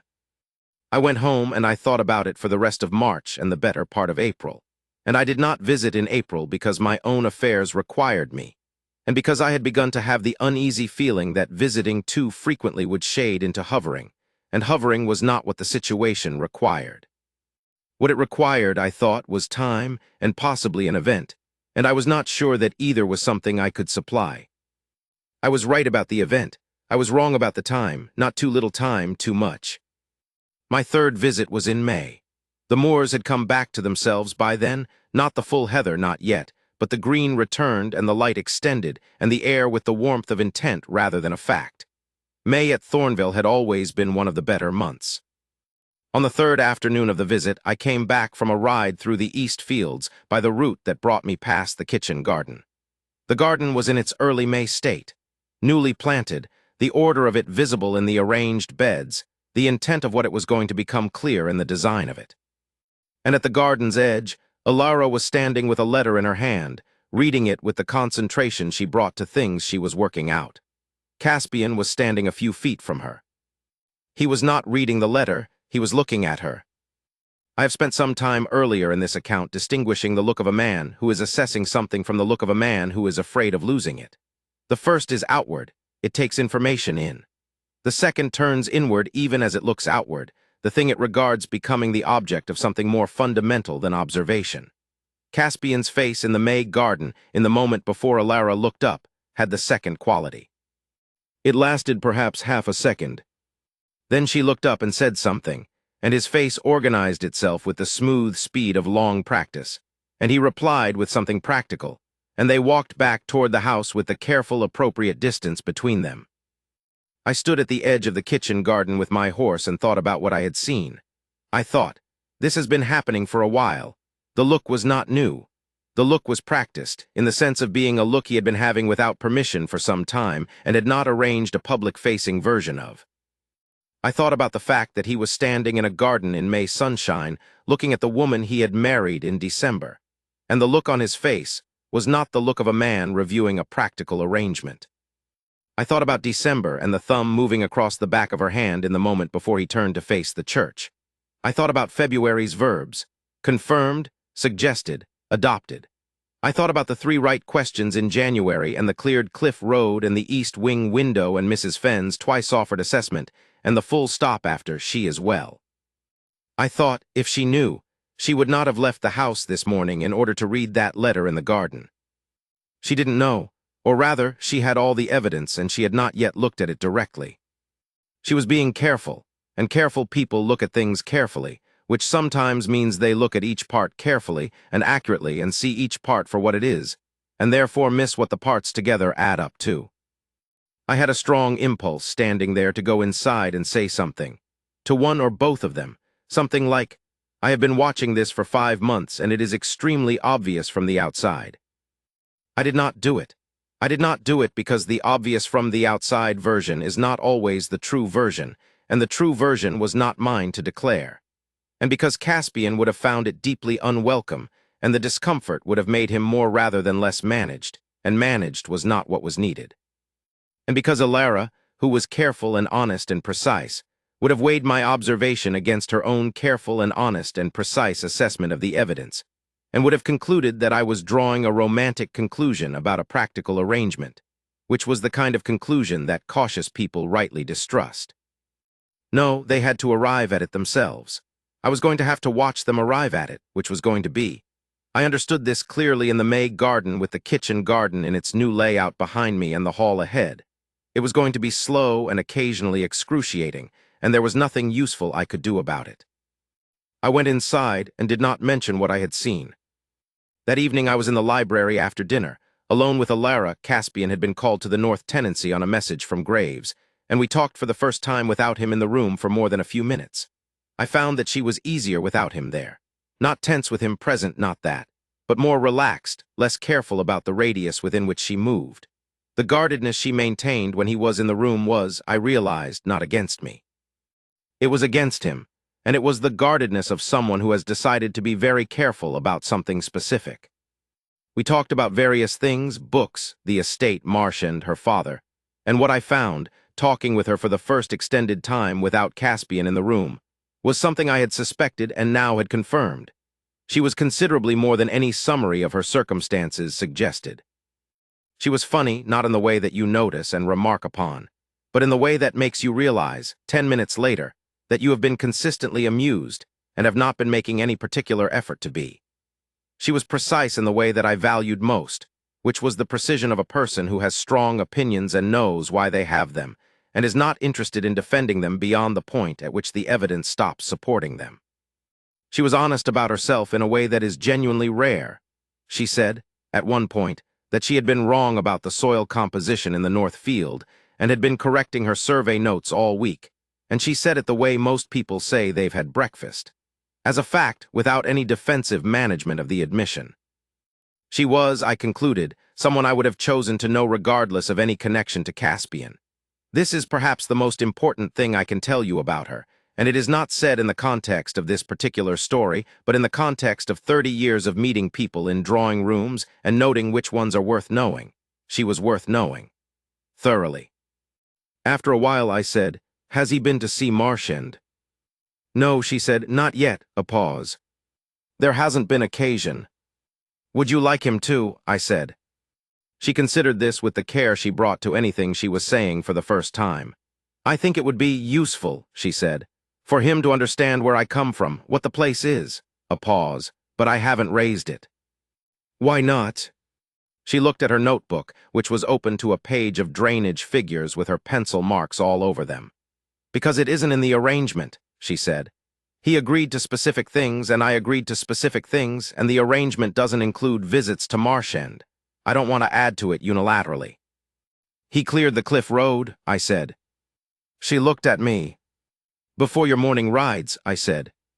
"He told me in March he had been out to assess the condition of it and had it cleared. The path takes you along the cliff for half a mile. He had it cleared because you use it in the mornings." She was quiet. "That is not in the arrangement either," I said. "And neither are the accounts, or the east wing window, or the physician at Marchand, which I should tell you was arranged from his own accounts without mentioning it to Graves as anything other than an extension of the regular circuit." She said, "I didn't know about the physician." "No," I said, "he didn't tell you." She was very still for a moment. "Why not?" I looked at her. "I think," I said carefully, because he was not doing it as a gesture. He was doing it because your father's well-being was connected to your situation, and he had the means, and there was no reason not to. And he didn't want you to have to respond to it as a gesture. She took this in. I watched her take it in, the way she took in information she was revising her understanding on, quietly, precisely, without drama. "I see," she said. "The mentioning," I said. "The reaching, as you called it, he has been reaching since approximately February. He has been reaching with the specific quality of a man who has decided not to call it reaching." She looked at me for a long moment. "You're telling me to mention Marchand." "I'm telling you the agreement doesn't prohibit it," I said. "What you do with that is your own." She was quiet again, looking at the drainage figures in her notebook. Then she said, "I am better at practical problems than at this kind." "Most people are," I said. Something that was definitely now a smile, if a contained one. "That is either comforting or alarming." "Both," I said, "at the same time." She looked back at the notebook. After a moment she said, "I'll think about it." She said this the way she said things she was going to act on, but was not ready to commit to in conversation. I noted it and did not press. She did not, as far as I know, raise the question of Marchand directly with Caspian that spring. But she thought about it, and the thinking changed something, in the specific way that a shift in understanding changes the manner of someone's presence even when they are not actively doing anything differently. When Caspian came back from the steward's business and we sat in the library together, the three of us, I watched the quality of the room and thought, something is slightly different, not dramatically, not in any way that was specific or nameable. But different, as a room is different when the light has changed by a few degrees. He noticed it too. I could tell from the specific quality of his attention, which was the quality it had when he was tracking something he had not yet identified. Neither of them said anything. We talked about the estate. We sat by the fire. The evening was good. June and July I was not at Thornvale. My own harvest, my own family, the claims of a life that does not pause because another life is more interesting. I tracked from a distance, through letters and one brief overnight stop in July when I was passing through the county on other business. In the letters, Caspian mentioned her in subordinate clauses about practical matters, and the practical matters were always good. The June letter contained a note, in the third paragraph, that the Eastern Drainage Survey had been completed, and that the approach Her Grace had recommended had proved exactly correct. The geological picture confirmed what she had identified from the historical surveys. He mentioned this in the manner of a man reporting good news about an estate matter. I read it in the manner of a man who has been paying attention. The July letter mentioned the kitchen garden. It was producing ahead of expectations, he wrote. He said this in a single sentence and did not elaborate. I did not know when I read it that the kitchen garden had been redesigned. I knew that Thornvale's kitchen garden had always produced well. It was a good garden, well situated, well tended. But I did not know that the plan for the current season's planting was not the steward's or the head gardener's, but was drawn from a sketch in one of the estate notebooks that Alara had made, apparently in February, in the course of her comprehensive examination of the estate's history and layout. I found this out months later from Mrs. Fenn, who had seen Caspian in the garden in March talking to the head gardener with a folded piece of paper that turned out, when I eventually looked into it, to be the sketch. He had found it. He had given it to the gardener with instructions to follow it. He had never mentioned it to her. The kitchen garden was producing ahead of expectations. I put the letter down and thought about a man who finds a sketch in a notebook and commissions a garden from it, and says nothing to the person who drew the sketch, not because he is concealing it, but because in his mind it was not a gesture. It was simply the right thing to do with a good plan, and acknowledging it would have made it a gesture, which would have changed what it was. The July overnight stop was a Tuesday. Caspian was away in the county town on business that had required 2 days, and I arrived to find the hall running in his absence with the quiet efficiency of a household that knows its work and does not require constant direction, and Alara in the library with the estate archive arranged around her in the particular comfortable disorder of long, sustained research. She was, she explained, tracing the evolution of the drainage system from its original design through to the present, using the historical records to identify exactly where each change had been made, and when and whether the change was an improvement or a degradation. It was, she said, genuinely interesting. Not just for the practical purpose of the current survey, but as a piece of history, the long record of decisions made by people who cared about the land and what became of their decisions over time. I sat in the chair nearest the window and listened to her talk about it, and what I noticed was the specific quality of her interest, which was the interest of someone who is not performing engagement, but is genuinely engaged.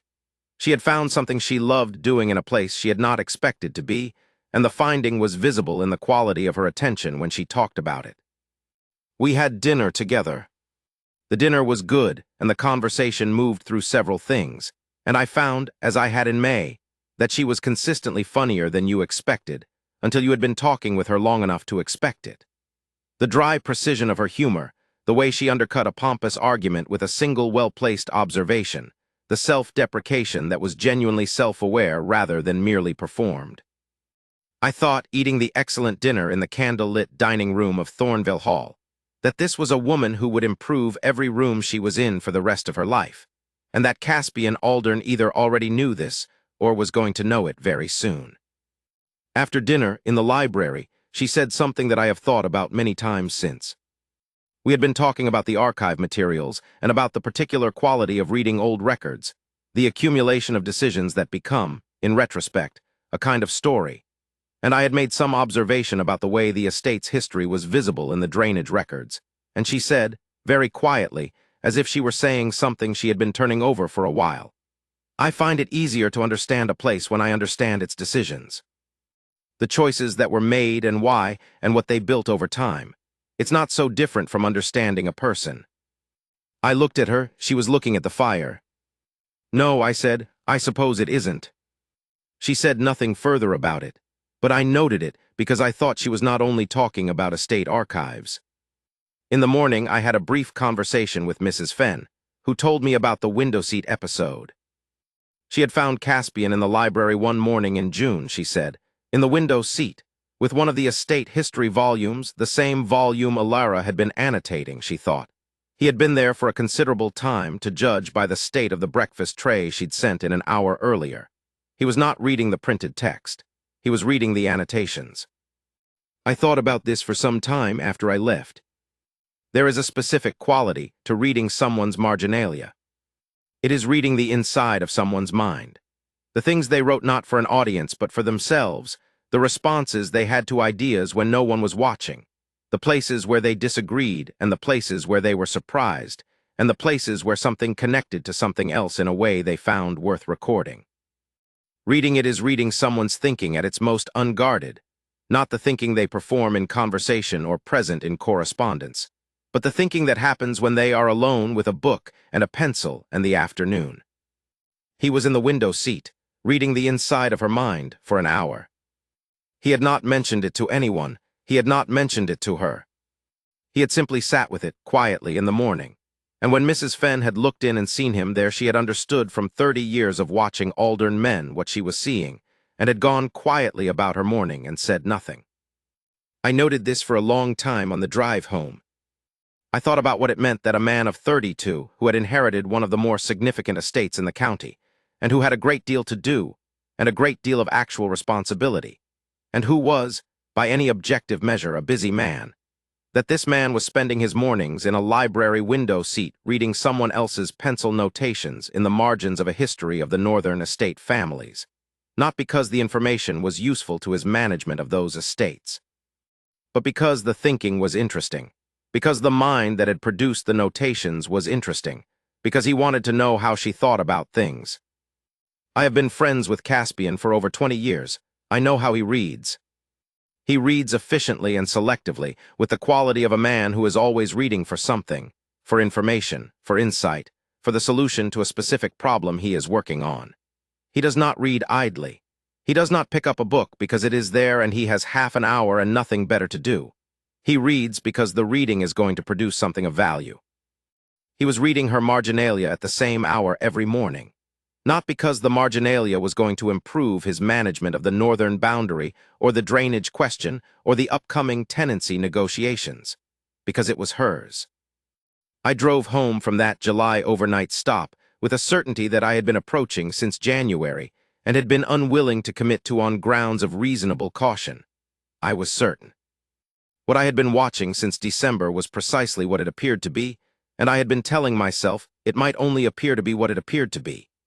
It appeared to be a man who had entered into a practical arrangement with a woman he had met twice, and who had, between December and July, become entirely occupied with her in a way that was not practical and was not part of the arrangement, and had not been declared and showed no signs of being declared. It appeared to be love. I noted this for what I hoped would be a very short time, and what turned out to be a much longer one. August brought the evening that changed the register of things between them. I was not there for it. I assembled it from Alara's account, Mrs. Fenn's observations, and one thing Caspian let fall months later without identifying its context, which I recognized when I placed it. It was a Wednesday in late August. Alara had been in the study, his study, not hers, which she had been using with his permission when the archive materials she needed were kept there, working on a set of comparative surveys. Caspian had come in, his letters finished early, and had taken a book and stayed. They had talked about the surveys initially, and specifically about a document she had found in the archive relating to the coastal road that ran along the northern boundary of the estate, an 18th-century record that described the construction of the current cliff road and the specific engineering decisions that had been made about its placement. She had found it interesting for reasons beyond the drainage project. It described the road as having been built in memory of an earlier road that had been lost to coastal erosion, and the new road's placement had been chosen specifically to preserve a particular view of the sea from a particular elevation. He had read the document. He had been quiet for a moment after reading it.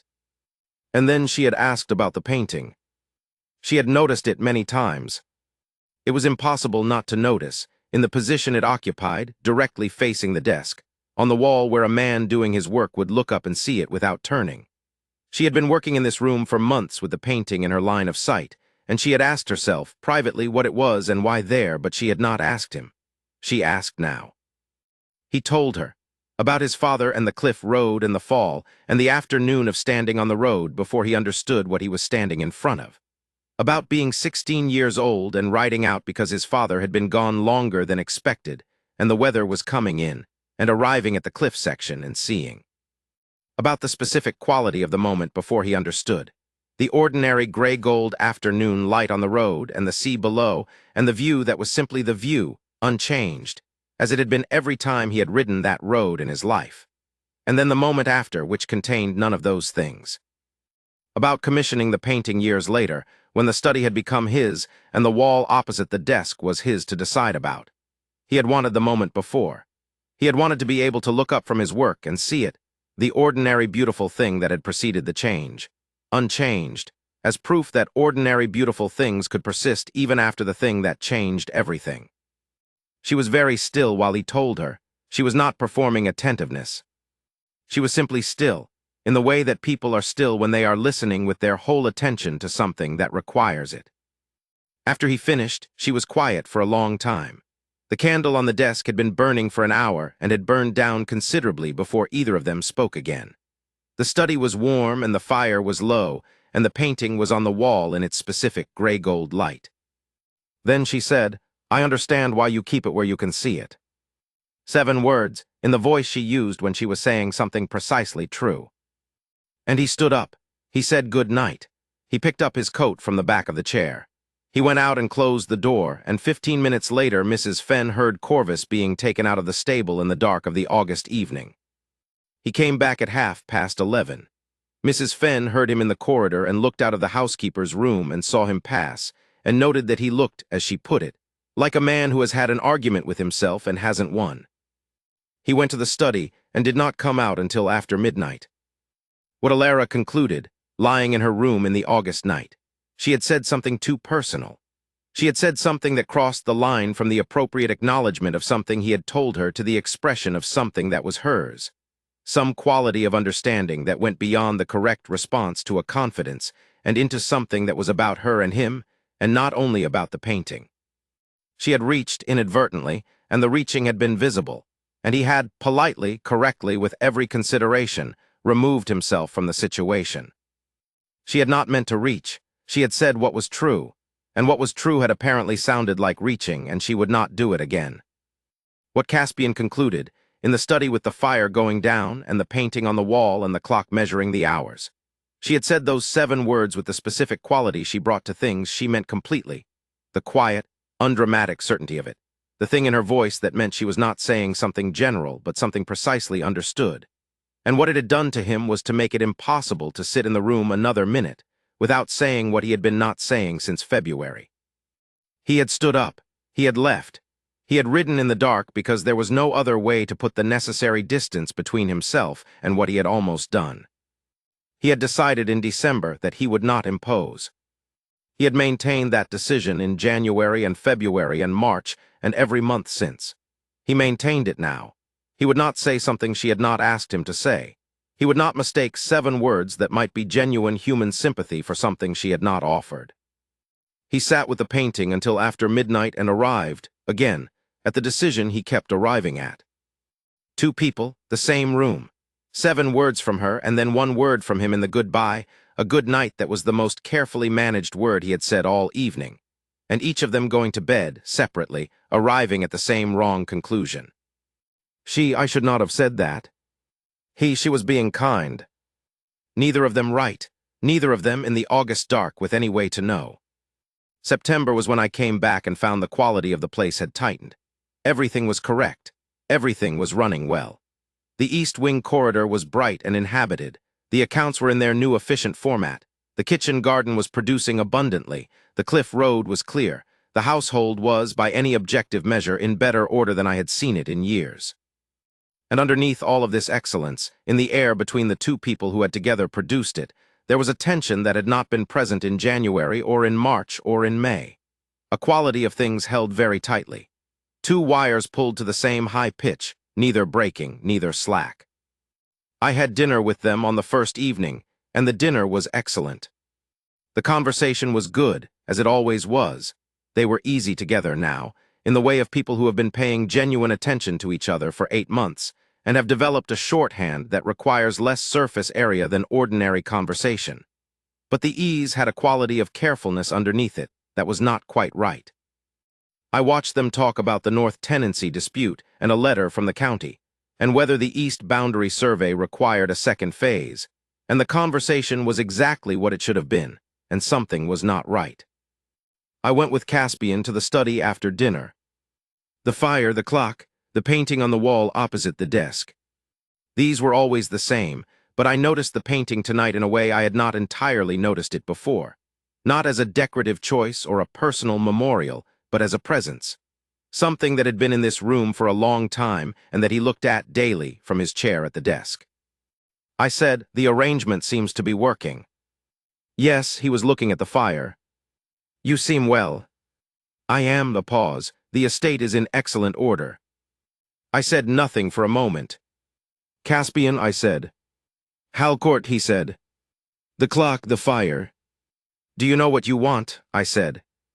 He was quiet for nearly 20 seconds, which was a long quiet by any measure. Then, with the quietness that meant he was being more honest than he usually was out loud. "Precisely."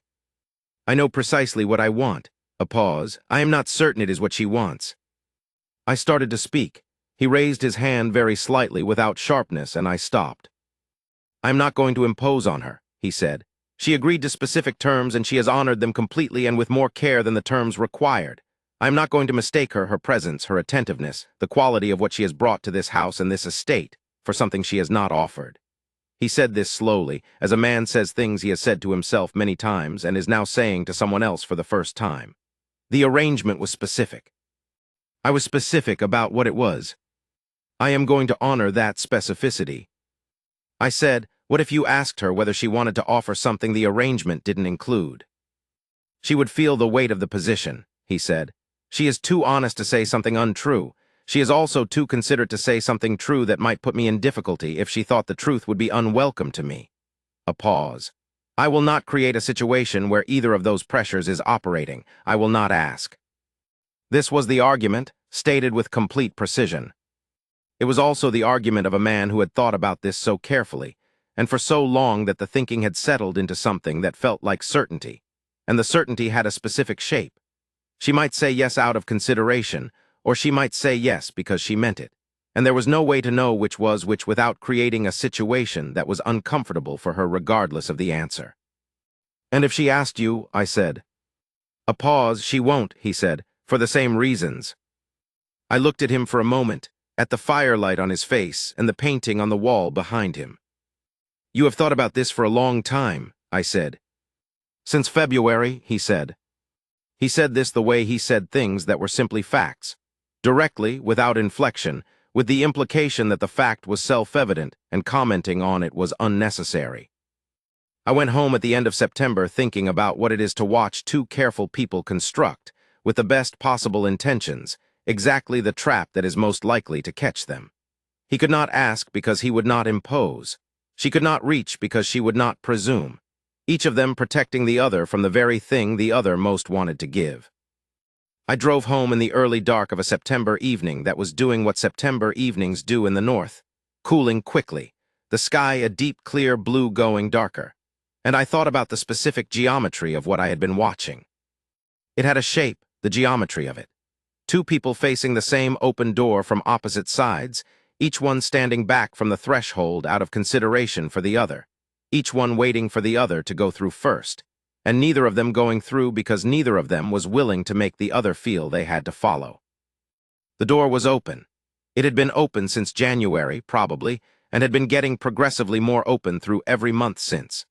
And here they were in September with the door fully open and both of them standing precisely as far from it as they had stood in January, because the quality of the consideration had not diminished. If anything, it had increased, as consideration tends to increase the more you know about a person, and the more you understand what would be at stake for them if the decision they were being asked to make turned out to be wrong. The more you care about someone, the harder it is to ask something of them that might be unwelcome.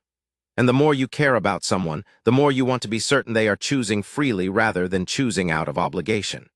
And the more you care about someone, the more weight you give to the possibility that what you are experiencing is not what it appears to be, and that acting on it would therefore be not love but imposition. Both of them, from opposite sides, at precisely the same angle of caution. I drove home and told my wife about it, in the shorthand of 30 years, and she listened to the summary with the particular quality of attention she brought to anything I told her about Caspian, which was the quality of someone who has heard about this person for 20 years, and has formed a clear view of him, and finds the current episode both characteristic and exasperating.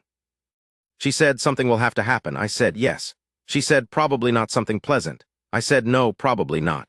She looked at me over her tea, the evening tea, which was cooling the way evening tea always cools when something more interesting than tea has entered the conversation, and said, "It will happen, Piers, because it has to." I said, "I know." She said, "Stop hovering and let it happen." I said, "I'm not hovering." She looked at me. I said, "I am very lightly hovering." She said, "Go home and let it happen and they will come through it." I said, "I know." And I did know. I was simply not yet certain what it would turn out to be. I found out in November. October brought a tighter version of what September had shown me. Something had shifted between them in the weeks I was away, something that had brought things closer to the surface without breaching it, the way the tide comes closer and closer without breaking over. I visited for only 3 days in the first week. Caspian was more contained than I had seen him in months, not cold, not unkind, simply managed in a way that spoke of something being held very tightly. Alara was more careful. The quality of her ease in the rooms had changed slightly, as if she had recalibrated the permitted radius of it after August and had not yet, and perhaps would not, recalibrate it back.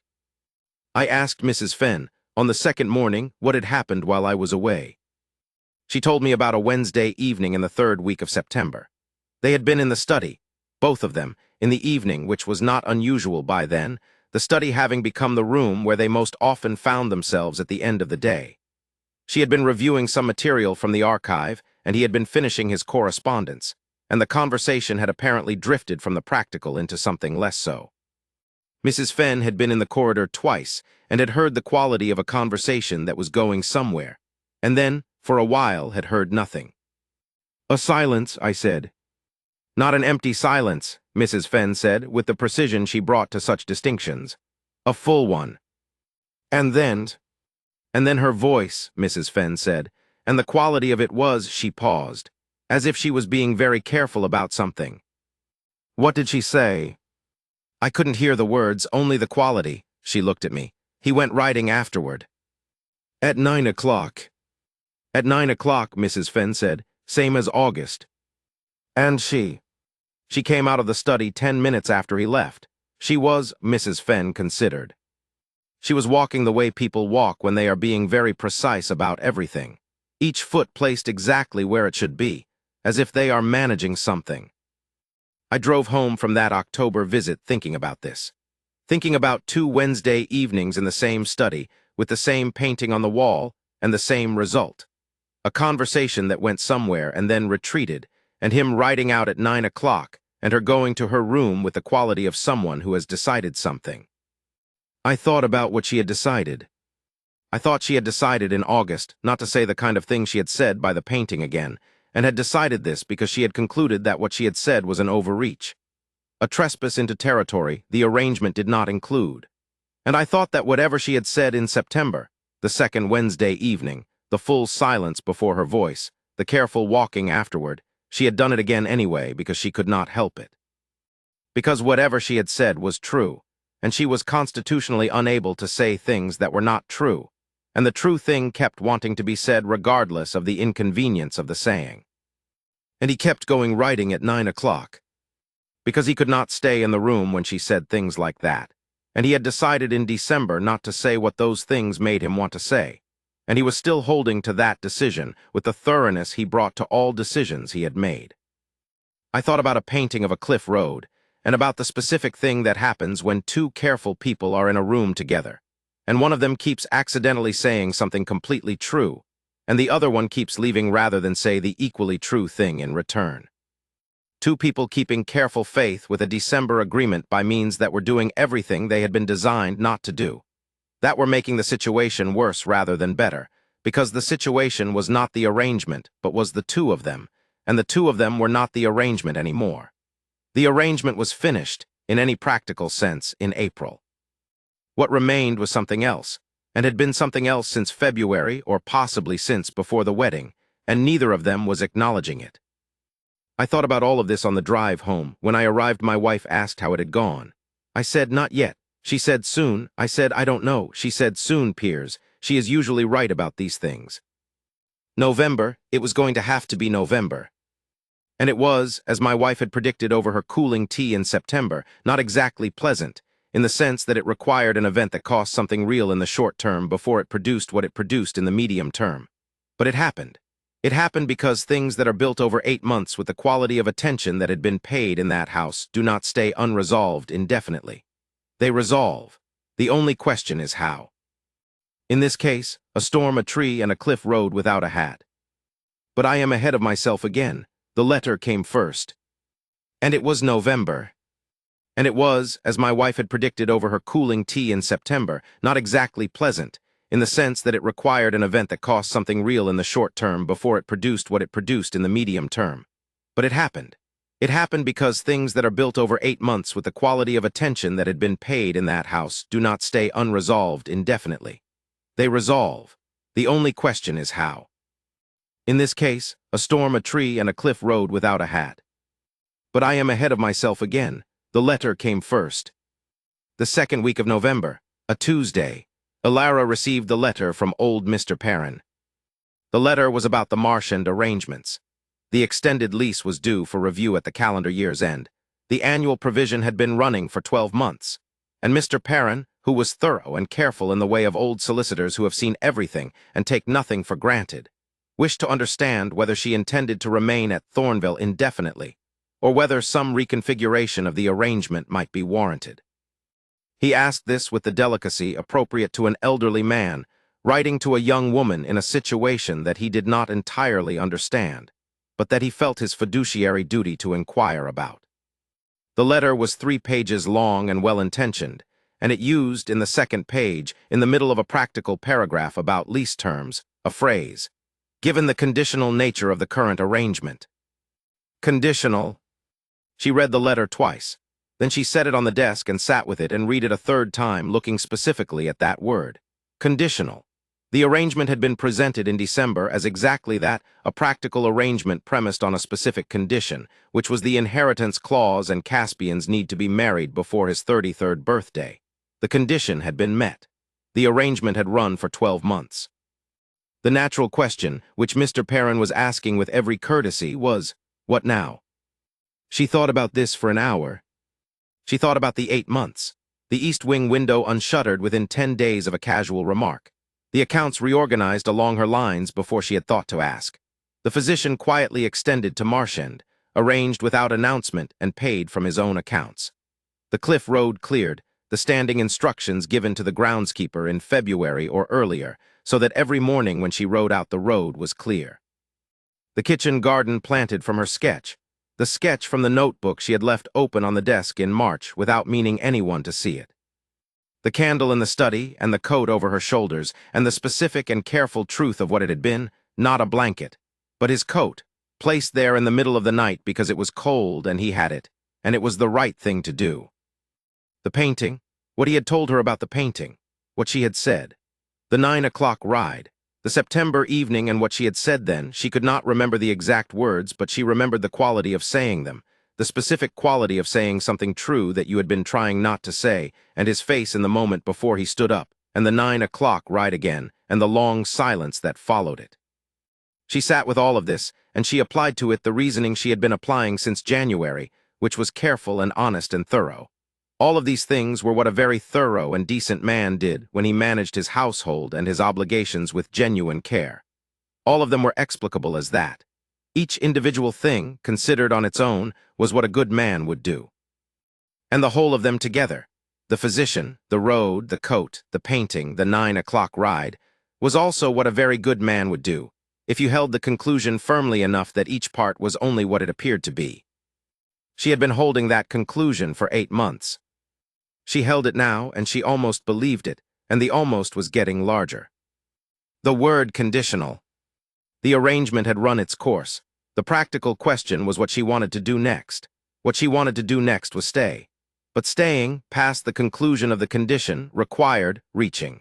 Required saying something that was not in the arrangement and had not been offered, and that she was not sure she was permitted to want.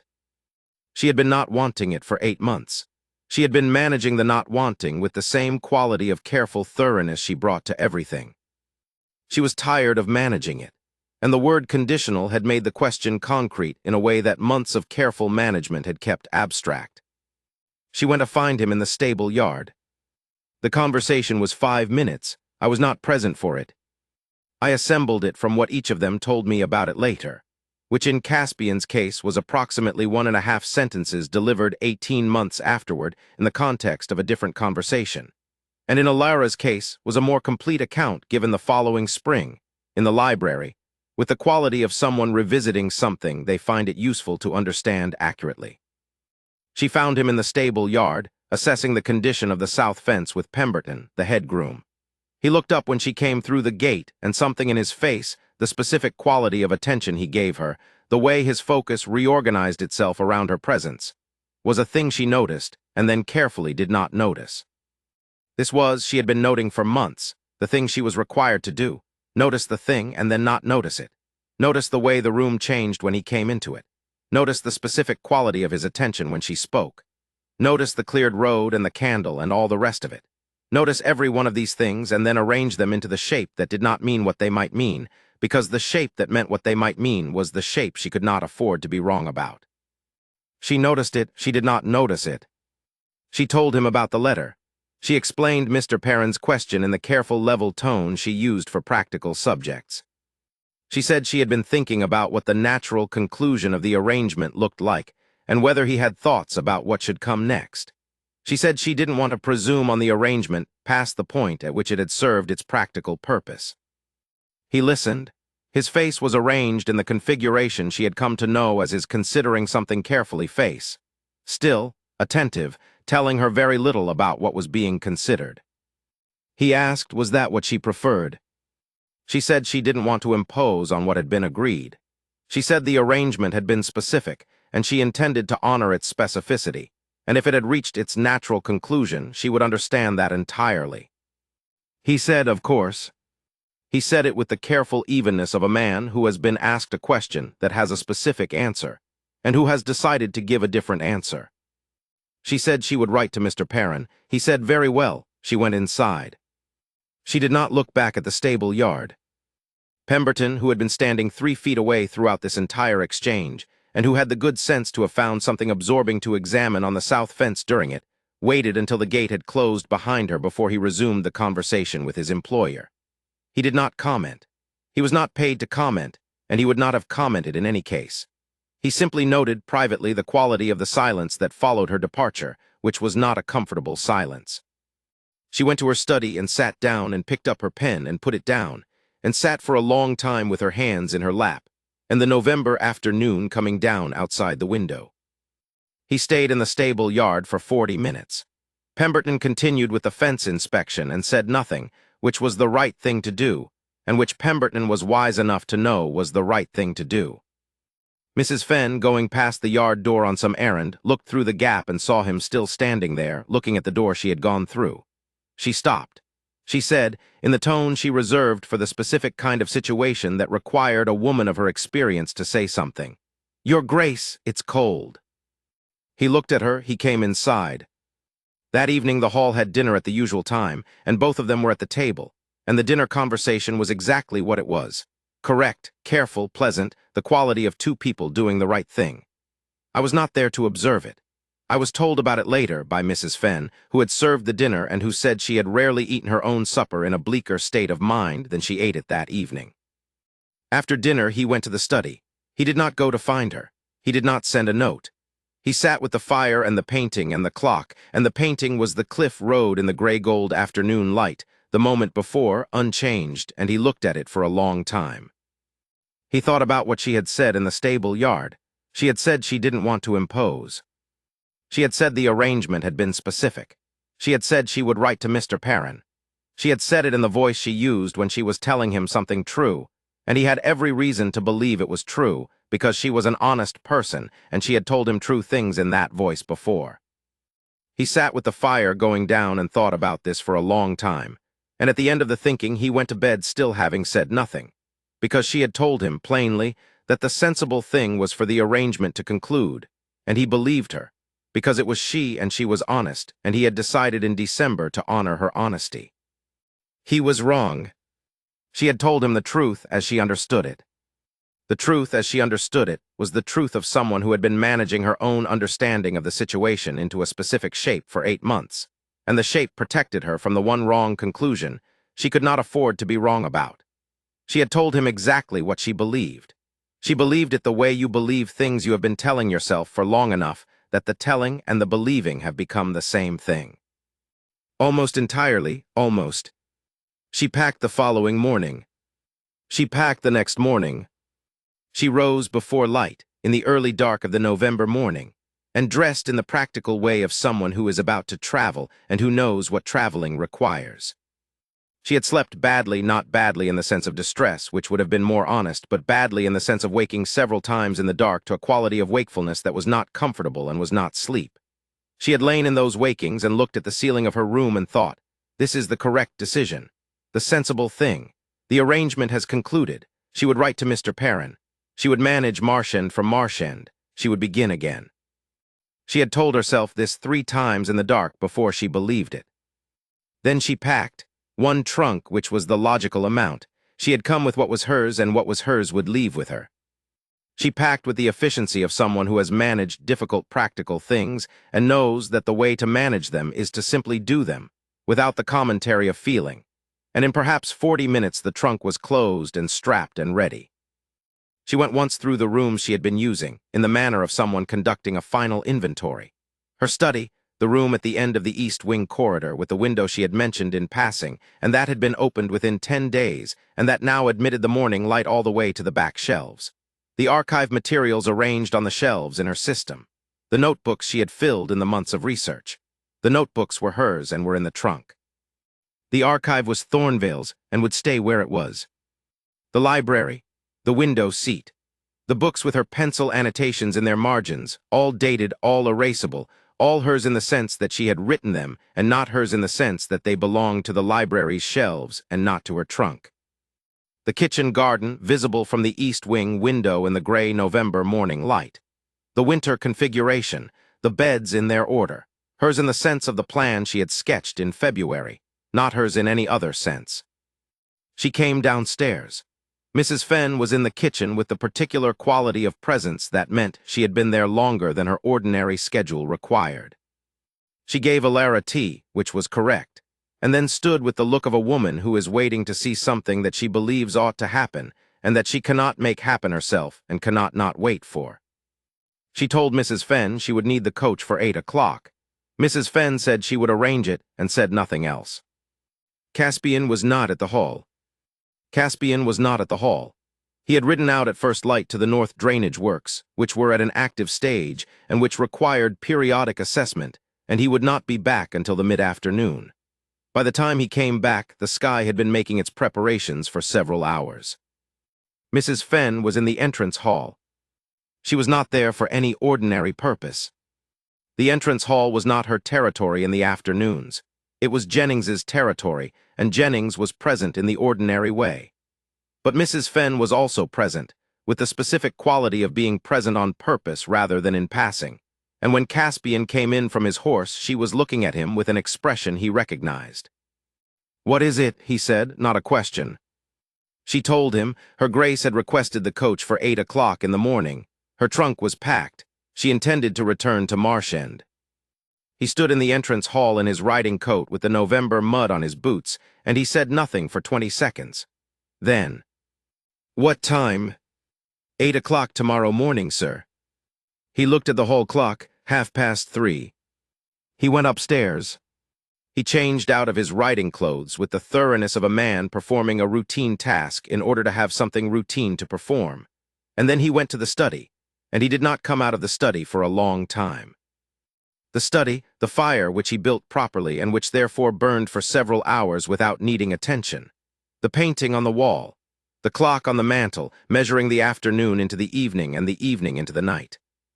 The window, where the November darkness was thick and then, at midnight, became something else.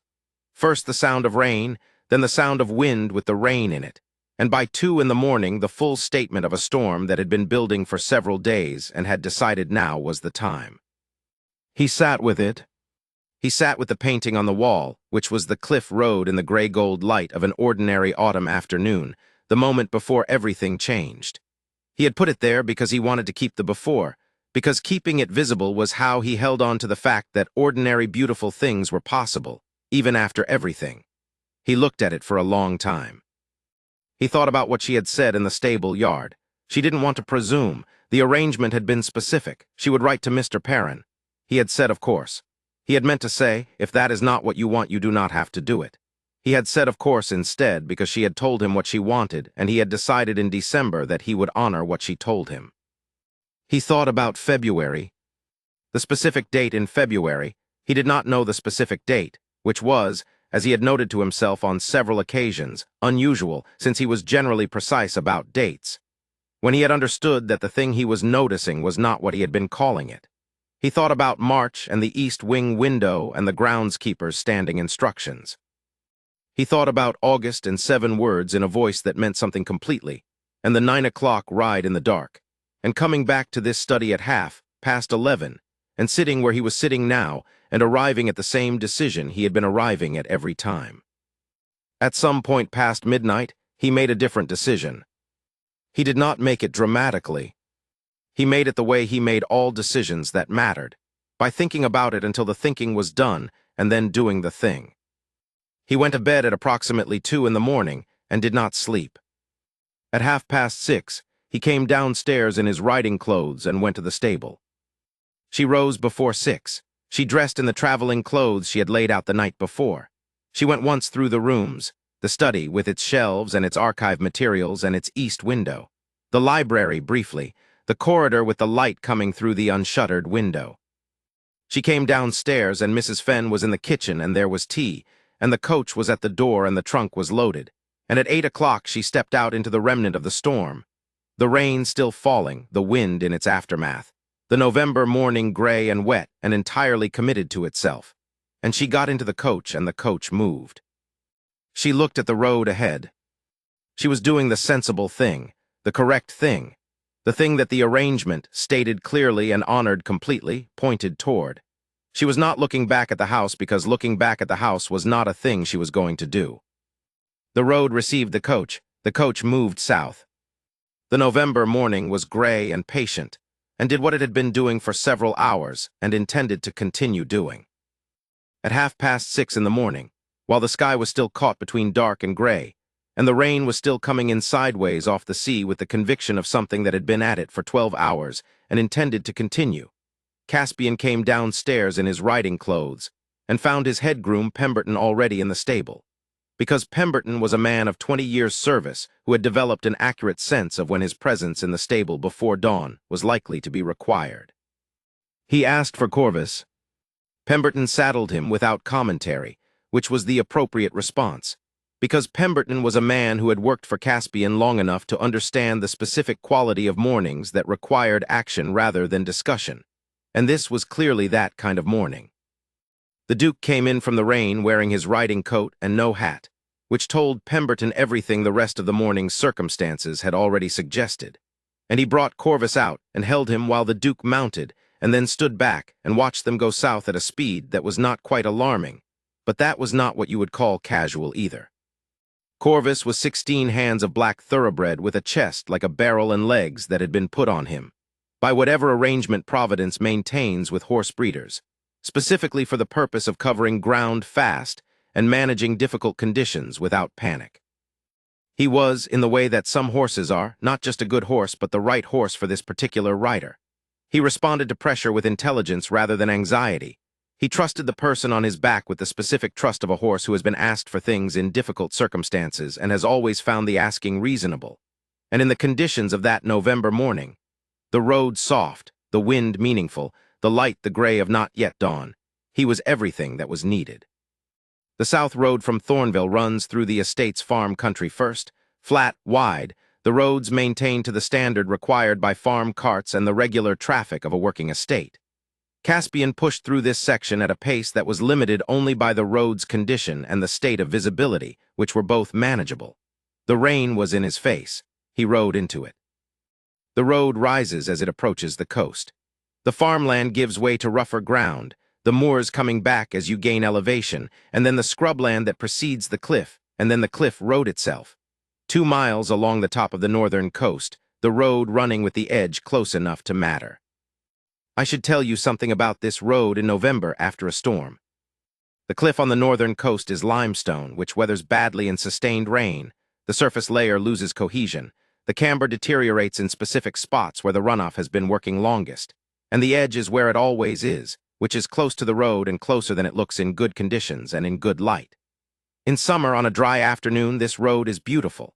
The sea below very blue, the road very clear, the edge visible and respected but not alarming. In November, in the dark, in the rain, after 12 hours of storm, on a horse at speed, the road is a different experience entirely. You cannot see the edge until you are approaching it. You cannot know which sections of the surface have held and which have softened until you are on them. The wind at that elevation has acquired the momentum of open water and does not lose it. He rode it anyway. He rode it because the coach had left at 8 o'clock on the road south, which was this road, which was the only road south from Thornvale for the first 10 miles, and there was no other way to get ahead of it. He pushed Corvus through the farm section and up the rise and onto the cliff road and through the first mile of it, holding where the surface was uncertain and pushing where it held, reading the road by what Corvus told him about it and what the half-light was beginning to show him as the sky very slowly shifted from dark to gray. The wind off the sea was significant.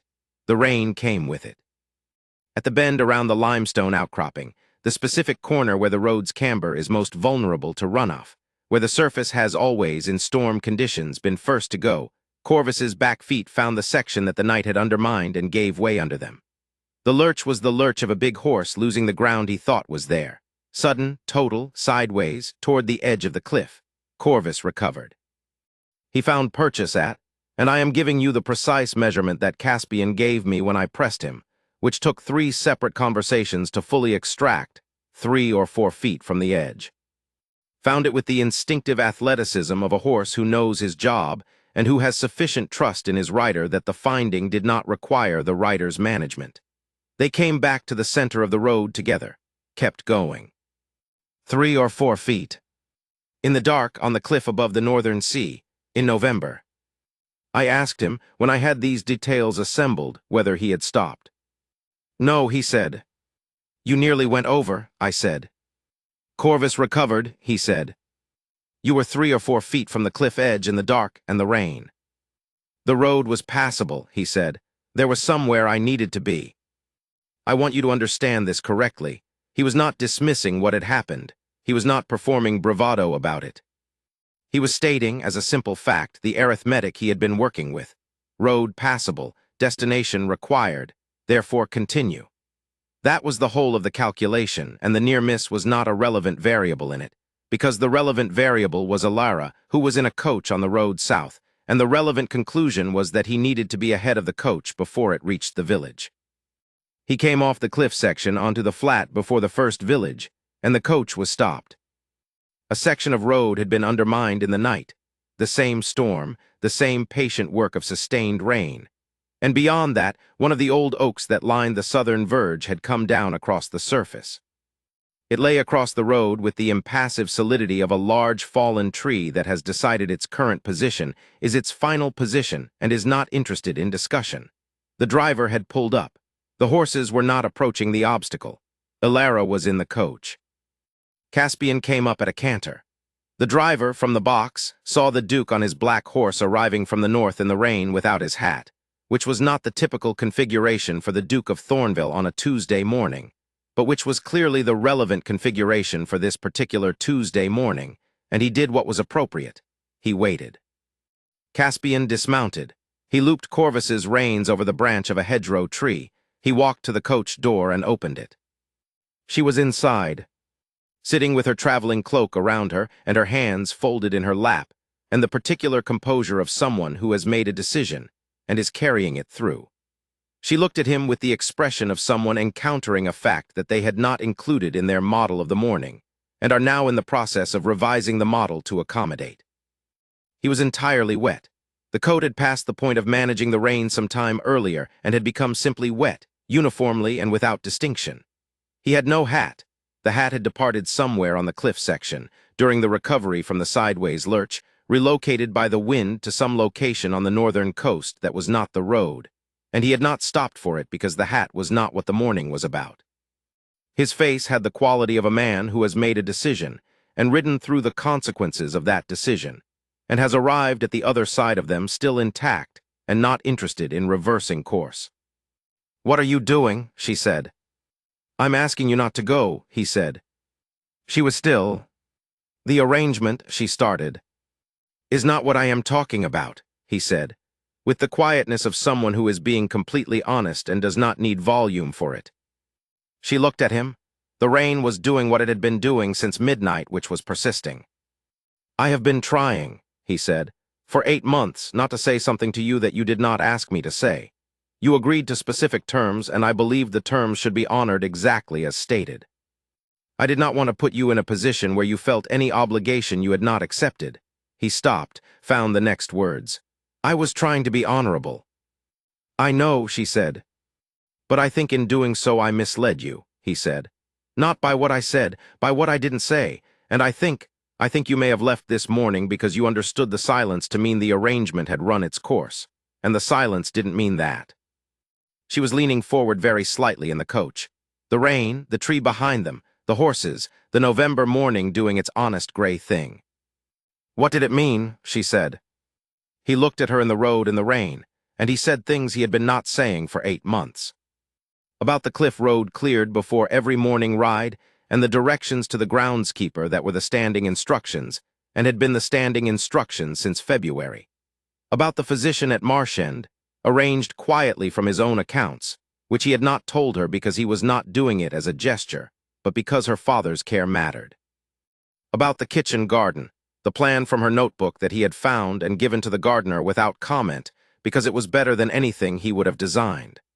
About the east wing window, which needed doing, and which he had done within 10 days because she had mentioned it in passing. About the candle in the study and the coat over her shoulders, because he had come past at midnight, and there was no blanket, and he had his coat. She said, "Your coat." He said, "Yes." She said, "You told me it was a blanket." He said, I indicated there was something over your shoulders. I am specifying now what that something was. She put her hand against her mouth briefly and then took it away. Her eyes were very bright. The painting, he said. What I told you about it in August, what I told you about the cliff road and what it was the painting of. I have not told most people that. He paused. I told you because you asked, and because I find that I cannot say things to you that are not true, and telling you something partial or managed would have been not true in the relevant sense. And then you said, he stopped. You said you understood why I kept it where I could see it, and you said it the way you say things when you mean them completely. And I went writing because if I had stayed in the room another minute I would have said what I am saying now, and I had decided not to say it yet. She said, why? Because I didn't know if you wanted me to, he said, and I was not going to presume. The rain, the tree, November. Caspian, she said. Ilara, he said. Her name in his voice, his name in her voice. 8 months of their careful titles, and now these, the simple honest names in the road in the rain. I have been in love with you, he said, since approximately February, possibly since before the wedding.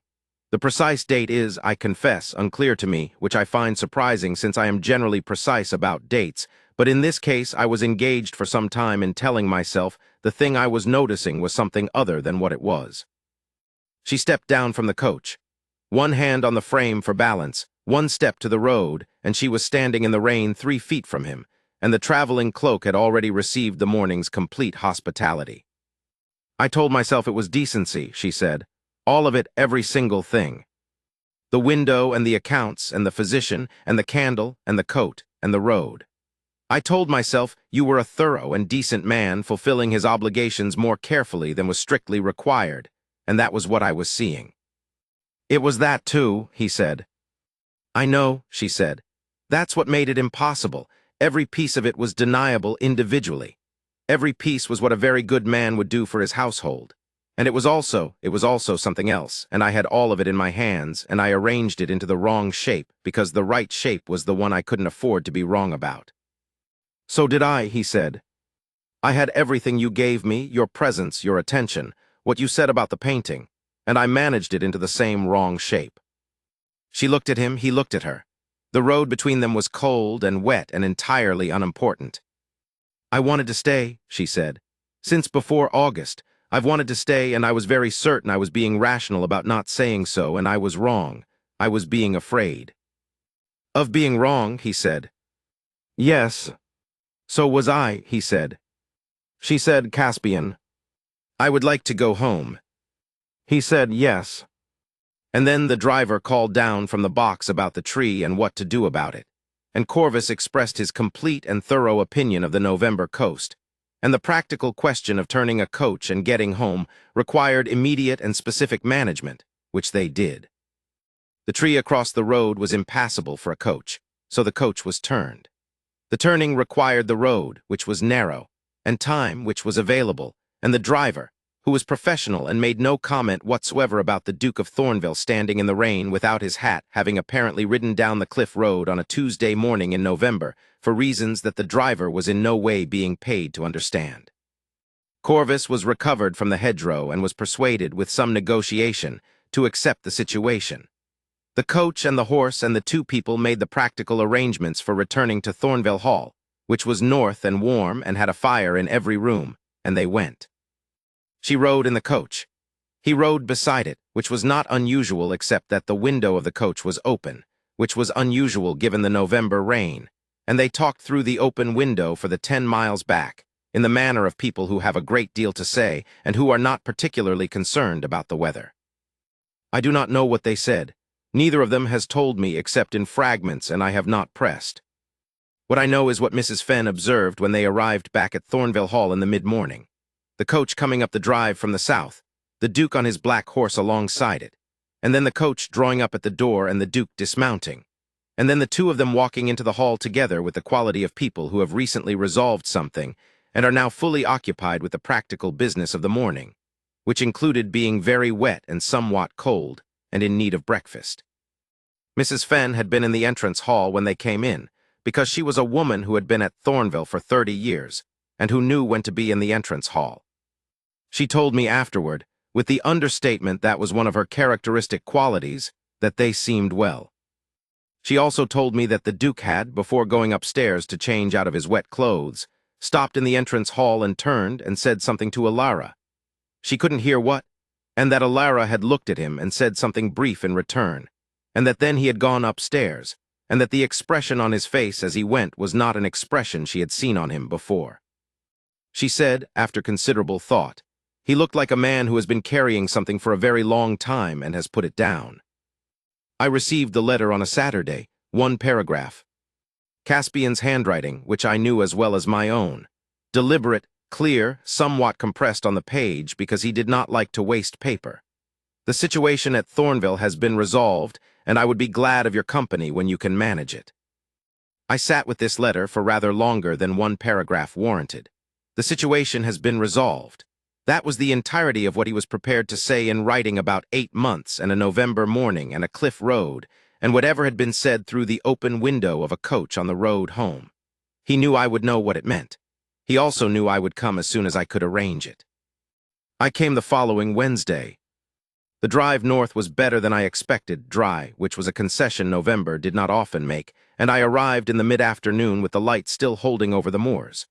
The estate looked, as it came into view over the last rise, exactly as it always did. The hall, the north fields, the kitchen garden in its winter configuration, the east wing with light showing in its windows. It looked inhabited. That was the thing. Not inhabited in the practical sense, which it had always been, but inhabited in the way of a house where the people in it are at home. Which sounds simple until you have been in enough houses where it is absent. Jennings showed me in and told me her Grace was in the library. I went there directly. Same window seat, same southeast position. The notebook that had been half full in January was now the third in a progression on the window seat ledge. She had apparently filled 2 more since the spring. More books around her. The east corridor window light, which I had noted in January as an improvement, was now simply the light the corridor had, as though it had always been so. She looked up when I came in and her face showed me something without any management whatsoever. The gray eyes, very direct. Something that was not quite a smile, but was unmistakably in that direction. The expression of someone who has arrived somewhere they did not expect to arrive, and is still somewhat surprised to find themselves there. "Mr. Halcourt," she said, 45 minutes at minimum. "Of course," I said. I sat. We talked about the estate, about Marchand, about a problem in the 14th century survey records that had apparently occupied her for the better part of the past week. And the conversation had the easy quality it had developed between us over the months, except that something that had always been present in the background of our conversations was now absent. A quality of things being managed. It was simply gone. After a while I said, "You look well." "Yes," she said, "rather late in arriving." "Somewhat," I agreed. "I have been thinking about it," she said. "About the 8 months, about the precise amount of effort that was spent on being careful in ways that turned out not to be necessary." A pause. The reasoning was entirely sound. I applied careful, honest logic to the available evidence. The conclusion was wrong. He applied the same reasoning to the same evidence from the other direction, I said, and reached the same conclusion for the same reason. "I know, he told me." She was quiet for a moment. "In considerable detail. It was exactly my argument, the argument I had been making to myself for months about why I should not presume on the arrangement applied to his situation from the outside. And it produced the opposite conclusion." She looked at me. "Did you know, in January?" "I suspected," I said. "Why didn't you say anything?" "It wasn't mine to say," I said, "and I don't think you would have believed it, not in the way that would have mattered.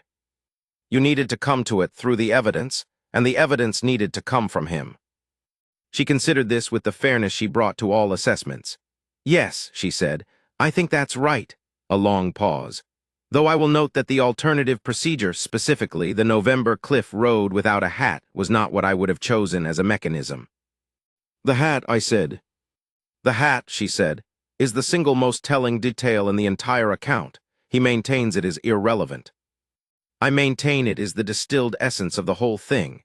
The fact that he rode out in that weather without stopping for his hat. Because stopping for his hat would have been 1 more moment's delay, and 1 more moment's delay was not something he was willing to accept." You're right, I said. Yes, she said simply, I know. Caspian arrived from Harris with the look of a man who has spent 2 hours on a boundary dispute and is ready for something that isn't a boundary dispute. He came in, saw me, said Halcourt, put out his hand. Then he looked at Alara. It was the same look I had seen in May in the garden, except that now it was not guarded. It was simply present, the full version of the thing that had been operating under management for 8 months. Unmanaged, there on his face in the library at Thornvale, as ordinary and complete as anything I had seen in a long time. She looked back. The quality of her looking back told me everything. He sat down and said, Harris has a position on the south boundary which I believe is incorrect. I would like your assessment of the survey materials. Show me, she said, and reached for the notebook. And they went through the survey materials for the better part of an hour with the easy shared intelligence I had been watching for 8 months, except that now the ease was simply itself, without anything underneath it that required management. I sat by the fire and watched and thought, this is what it was always trying to be.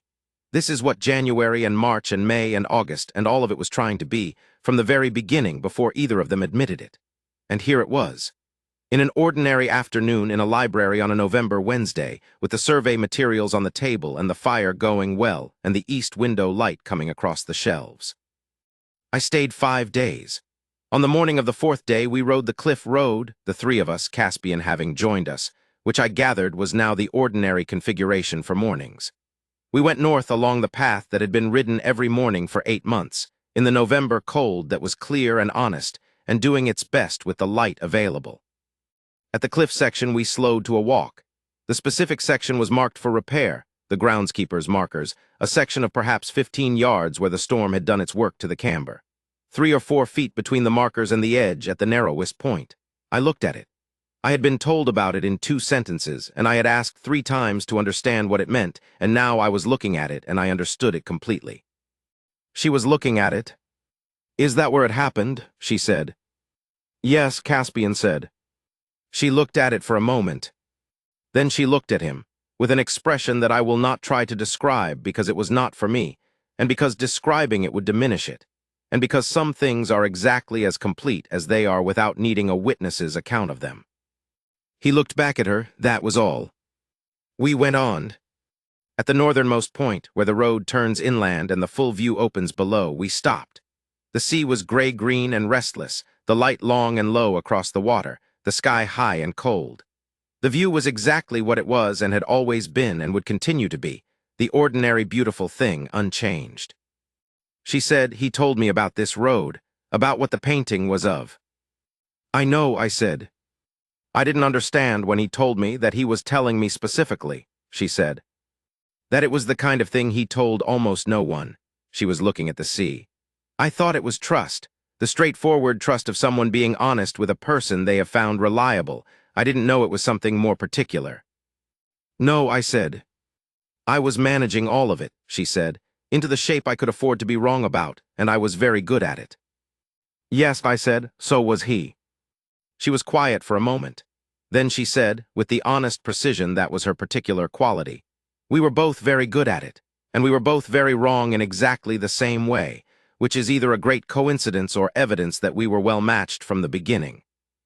The second one, I said. Yes, she said, I know. We rode home, the November morning, the clear road. I left on the 5th day. Caspian rode with me to the south boundary in the comfortable quiet of 20 years. Thank you for coming, he said at the boundary. Of course, I said. The November grass, the north wind. The cliff section, I said. Mrs. Fenn mentioned she told you, he said. She was not pleased. She described it as not sensible, he said. I told her sensible and necessary are different categories. She was not persuaded. She's right that it wasn't sensible, I said. She's right, he agreed. It was necessary, that's the distinction that mattered. We sat on the horses for a moment, with the north behind us. I would do it again, he said, not a declaration, a fact. I know, I said. We shook hands. He turned north, I turned south. And that is where I will leave that morning. The years that followed were the years that they built. I will tell you about them because they deserve to be told, not only as context for the November morning, but as the thing that November made possible, and that turned out to be the point of all of it. Not the cliff road, not the coach door. The years. The ordinary accumulation of days in which two people who were where they were supposed to be continued to be there and built something real. I visited Thornvale 6 or 7 times each year in the years that followed, more when there was reason. I watched the estate through its seasons and its projects, and its inevitable succession of difficulties and resolutions. I watched two people work together with the specific quality of complementary intelligence, her precision and his steadiness, her habit of reading the evidence from first principles and his habit of knowing which principles to apply to which evidence, and produce results that were better than either would have produced separately, which is the thing you hope for when you watch two very capable people choose each other. The drainage was resolved in the spring, exactly as she had predicted. A combination of geological remediation at the eastern boundary and a modification to the field division that restored the original design intention. Graves presented the plan to the County Agricultural Association and gave her full credit for identifying the problem and working out the solution, which she had not asked for, and which she received with the composure of someone who has learned to accept acknowledgement without requiring it. The kitchen garden became what it became, which was a thing of considerable beauty and practical excellence both. She had a gift for it, for the specific combination of aesthetic and productive logic that makes a kitchen garden genuinely good rather than merely well-tended, and Caspian's support for whatever she decided to do with it was absolute and immediate and never required justification. He told me once early on that the kitchen garden was hers in every sense that mattered, and that his contribution to it was confined to eating the results, which were excellent. I believed him. The East Wing was fully rehabilitated over 2 years. The rooms opened and furnished and used, the corridor becoming a working thoroughfare for the household rather than a passage that led nowhere. Alara's study at the end of the corridor, with the morning light coming through the window she had mentioned in January, was in regular use from the first spring, with notebooks accumulating on the shelves and the estate archive materials arranged in an order that was her order and that Graves had learned to navigate because she had explained it to him clearly, and because he was, in fact, very good at his work. The cliff road was maintained. I mention this specifically because it is the specific thing. The standing instructions that had been given to the groundskeeper in February of the first year were not revoked when the reason for them became unnecessary as a practical matter. The standing instructions were that the north path was to be kept clear and safe before any use by the household. They remained standing instructions. The path was maintained to a standard considerably above what the county's ordinary roads achieved. When I noticed this, on a visit in the second year, when I asked Pemberton about it, and he mentioned the standing instructions, and when they had been given, I thought about it for a long time. It was, in its small way, the whole of the 8 months in miniature. The care that was indistinguishable from love because it was both, expressed in the specific and undramatic form that was its natural language. Marshend was properly settled in the first spring, the mortgage cleared completely, and a new arrangement formalized for the estate's ongoing management and maintenance. Alara went to see it in April. Caspian went with her. This was the visit that had not happened in the 8 months, the visit she had thought about mentioning, and had not mentioned because the arrangement had not required it, and she had not wanted to reach. He went now because he wanted to go, wanted to see the place she had come from, and the land she knew, wanted to understand the specific geography of the person he had married by walking through the specific geography of where she had grown up. He spent 2 days at Marshend walking the land with her, talking with the tenants, going through the accounts and the maintenance records, looking at the east fields whose soil quality she had mentioned at the dinner table in that first January evening. On the second day he said, looking at the east fields in the April afternoon, "The soil here is better than the surveys suggested." She looked at him. "I know," she said. "I have been saying so for 3 years." He said, "I believe you." He said it in the tone of a man making a simple factual statement. He believed her about the soil. He had read the surveys, and he had walked the fields, and he had looked at what 3 years of her careful management had produced on land that the surveys had underestimated, and the conclusion was straightforward. She had been right, and the surveys had been wrong, and he believed her. She told me about this moment later, not on that visit, but on a subsequent one in the library, in the course of a longer conversation about something else entirely, and it emerged from it the way things emerge from comfortable conversations that are relaxed enough to allow the true things to surface without pressure. He said it about the East Fields, she said. It was about the soil nitrogen, but it was also about the years before. About everything I had been working out and getting right when there was no one with the resources or the position to either help or confirm. The surveys had said the soil was poor, and I had kept the fields in ways that contradicted the surveys because I thought the surveys were wrong and I turned out to be right, and nobody had said so before. He said so. A pause. About the fields, about all of it. Yes, I said. I think I had underestimated something about him, she said. I had understood that he was attentive to evidence, that he listened to arguments on their merits, that he did not dismiss positions for social reasons. But I had not fully understood how far that extended. I had thought it was a professional quality. She looked at her notebook. It turns out to be a personal one as well. Yes, I said. I find, she said, with the dry precision that was her register for the things she found most true, that I was correct to stay. It was not unclear, I said, but I am glad you have confirmed it. Mr. Voss came to Thornvale in the summer of the first year. He was not well, but he was improved, which was what the physician's more regular visits and the general quality of management at Marshend had made possible, and the improvement had given him the energy for the journey and the visit. He stayed for 3 months. Thornvale in summer was at its best, the kitchen garden at its height, the moors going gold, the long northern evenings that made the days feel complete without rush.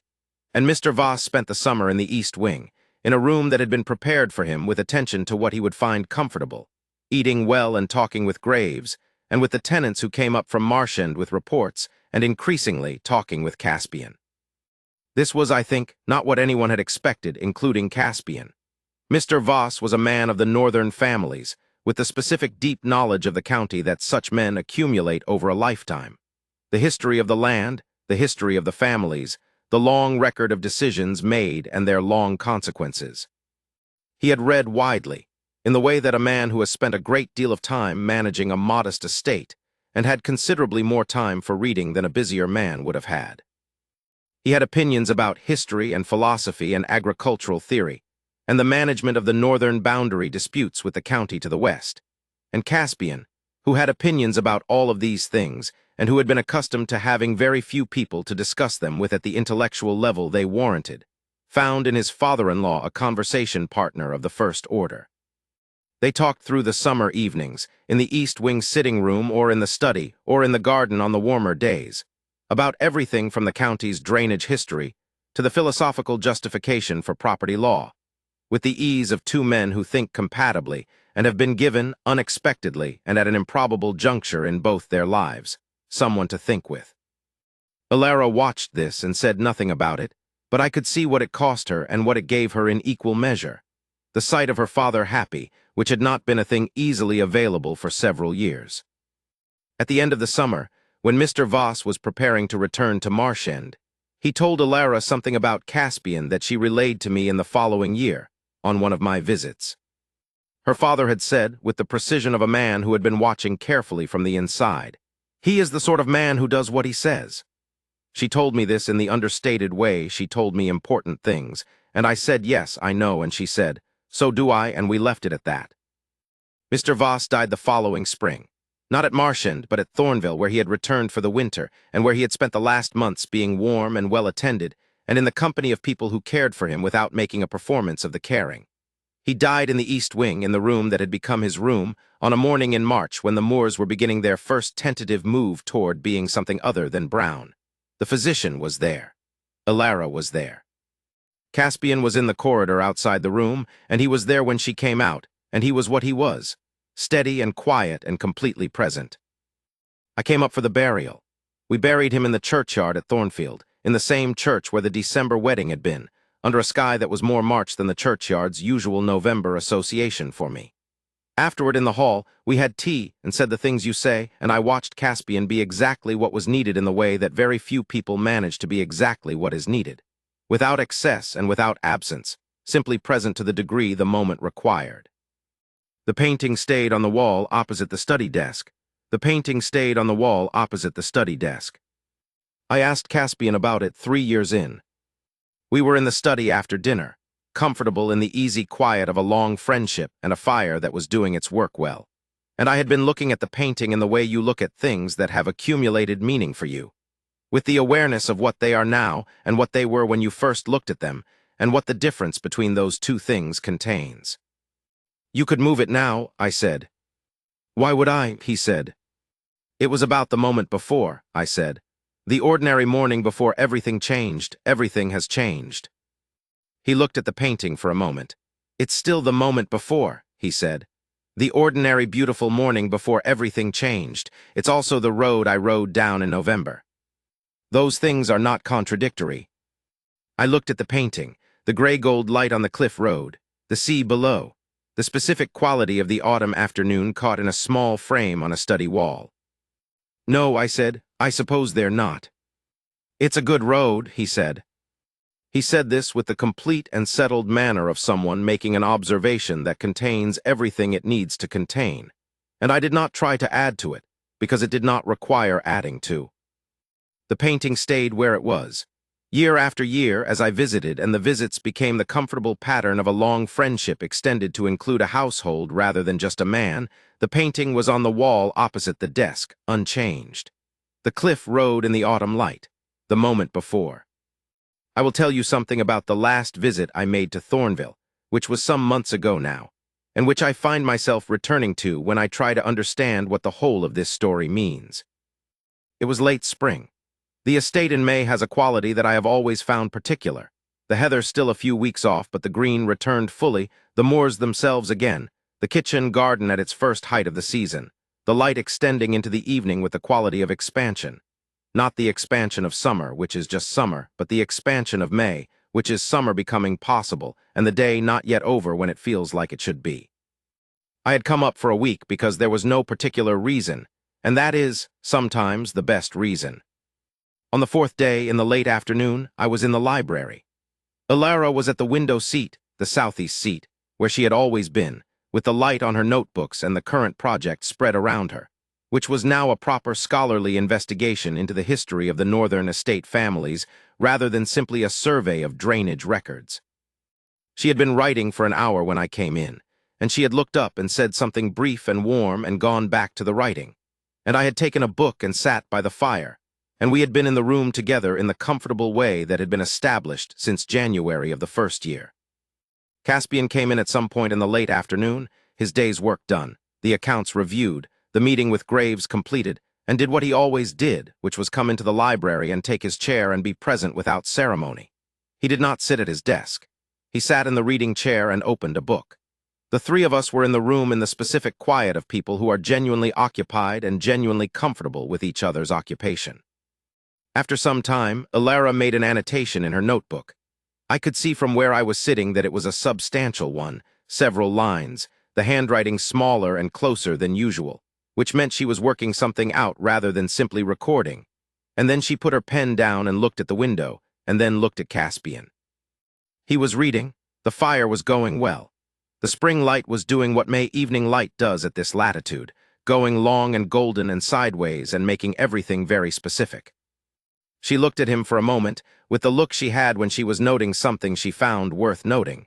Then she went back to her notebook. He looked up from his book a moment later and looked at her. She did not see him look. He looked for a long time, the full version of the look, unguarded, with the quality that had been there in the stable yard doorway in May of the first year, and that was, if anything, more settled now than it had been then, more sure of its own ground. He looked at her the way you look at something you know completely, and have not grown accustomed to in the sense of no longer seeing it clearly. Then he went back to his book. The fire, the notebooks, the evening light, the painting on the study wall 3 rooms away, the house around us, warm and inhabited and running as it should, with the ease of long, careful management and the specific quality of a place where the people in it are where they are supposed to be. I have told this story 3 times, and I will tell you now at the end of it, the thing I find myself returning to most often in the years since. It is not the cliff road, though the cliff road is extraordinary. It is not the storm or the tree or the hat or the coach door in the rain, though all of those are part of it, and the hat in particular remains, as Alara has always maintained, the single most telling detail, and Caspian maintains it is irrelevant to the main events, and I maintain it is the distilled essence of the thing. The fact that he rode out in the November rain without stopping for his hat, because stopping for his hat was one more moment's delay, and one more moment's delay was not something he was willing to accept. It is not even the 8 months, though the 8 months are the heart of it. It is this, two people, both of them careful and intelligent and honest, both of them genuinely concerned for the other, building with the most careful and most considerate and most principled of reasoning, the exact trap most likely to catch them. Not out of foolishness or cowardice or any failure of character.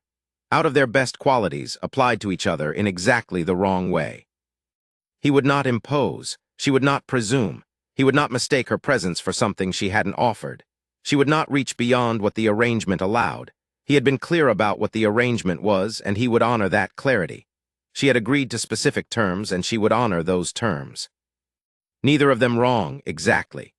Both of them building from those right premises, a conclusion that was wrong in the specific and precise way that conclusions reached from right premises can be wrong when the right premises are right about the wrong thing. The right thing that they were both doing was protecting the other person from an uncomfortable position. From the discomfort of being asked something they might feel unable to refuse for practical or social reasons, regardless of whether they wished to grant it. From the discomfort of being pressed when they had not indicated they wanted to be pressed. From the discomfort, ultimately, of being in debt to someone whose assistance they had already accepted. This is generous reasoning. It is generous in the most specific and real sense, the sense of a person who thinks first about the other person's experience rather than their own. Both of them did it. They were, in this specific way, very well matched, which was the cause of the difficulty, and was also, in the end, the point. I have been Caspian Aldern's closest friend for more than 20 years, and in those 20 years I have observed a great many of his qualities. His steadiness, his precision, his thoroughness, his specific courage which operates without fanfare and without self-consciousness, and which is, in the moments that require it, absolute. I have observed all of these things, and I think well of all of them, and I was not surprised by any of them. I was surprised by November. Not by the cliff road. I have established that the cliff road, understood correctly, was consistent with everything I had always known about him. I was surprised by the 8 months. I was surprised by the quality of care with which he had maintained the 8 months. Cleared the road, arranged the physician, found the sketch, built the garden, replaced the curtains, read the marginalia, sat in the study past midnight with a fire going down rather than say the thing he had not been asked to say. He loves people the way he does everything. Quietly, specifically, with complete attention and no announcement. The love and the care are indistinguishable from each other, which is why she was unable to tell them apart. The care was the love, expressed in the language natural to him, which was the language of specific practical action rather than declaration. And she, watching all of it, applied to it the careful, honest reasoning she applied to everything, and arrived at the wrong conclusion. Because the other conclusion, the right one, was the one she could not afford to be wrong about. I know something about this. I know it from 30 years of marriage to a woman who tells me hard truths and who is always, when it matters, right. I know it from 20 years of watching Caspian manage a great estate and a greater private life with the same quality of steady care. And I know it from the November morning on the cliff road and the coach door in the rain, and the words said in the road by two people standing in the November rain who had been not saying them for 8 months for each other's sake. Approximately February, possibly before the wedding, the precise date not clear. This is the most honest declaration of love I have ever heard, and I have heard it described to me 3 times in 20 years of visits to Thornvale, and I find it as accurate and as true every time I think about it as I found it the first time. Not the romantic version, which would have said something like from the very first moment, or from the moment I saw you. The honest version, which said, I have been examining my own internal states with the same precision I bring to everything else, and the conclusion I have arrived at, held against the available evidence, is approximately February. This is what Caspian Aldern is. He is a man who brings to everything, to estate management, to friendship, to love, the same quality of attention and the same quality of honesty. He does not inflate or soften or manage the presentation of things in the direction of what is pleasing. He says what is true. And in the November rain, without his hat, with the tree across the road and the coach stopped, and the woman he had been not saying things to for 8 months looking at him from the inside of it. What was true was, approximately February. Possibly before the wedding, the precise date not clear. She said yes, she said she would like to go home. And the arrangement became what it had been becoming since approximately February, or possibly before the wedding, the precise date not entirely clear. I visited Thornvale last month. It was late spring, and the kitchen garden was at its first height, and the moors were green again, and the east wing corridor was full of light, and Mrs. Fenn gave me tea in the kitchen with the warmth of someone who is glad you have come. I sat in the library for an hour before dinner and read from one of the history volumes on the shelves, and I noticed in the margins 2 different hands, one very small and very old, from a previous century, and one more recent, in pencil, dated and precise, commenting on the older hand's arguments with the specific quality of engagement that means you have not only read something but have thought about it, and have something to say to it. At dinner we talked about the Northfield rotation and a book that had been generating opinions in the county and a problem with the boundary survey that was not yet resolved. The wine was good. The fire was well built. The conversation was easy and genuine, and occasionally dry and sometimes funny, and entirely the conversation of people who are where they are supposed to be. After dinner we sat in the library, and Alara made notes in her current notebook, and Caspian read and I read, and the evening was what it was, ordinary and warm and very good. I have told this story 3 times. I will not tell it again. What I will do instead is what I have been doing since November several years ago. Visit Thornvale when I can, sit in the library and the study and the dining room, ride the cliff road in the company of people who are where they are supposed to be, and be grateful to be included in the ordinary. And the house is warm, and the cliff road is clear and well-maintained, and the painting is on the study wall with the ordinary beautiful morning still in it, unchanged and changing every time you look at it, which is what ordinary beautiful things do when they have enough history behind them and enough future still ahead. That is the whole of it, that is all.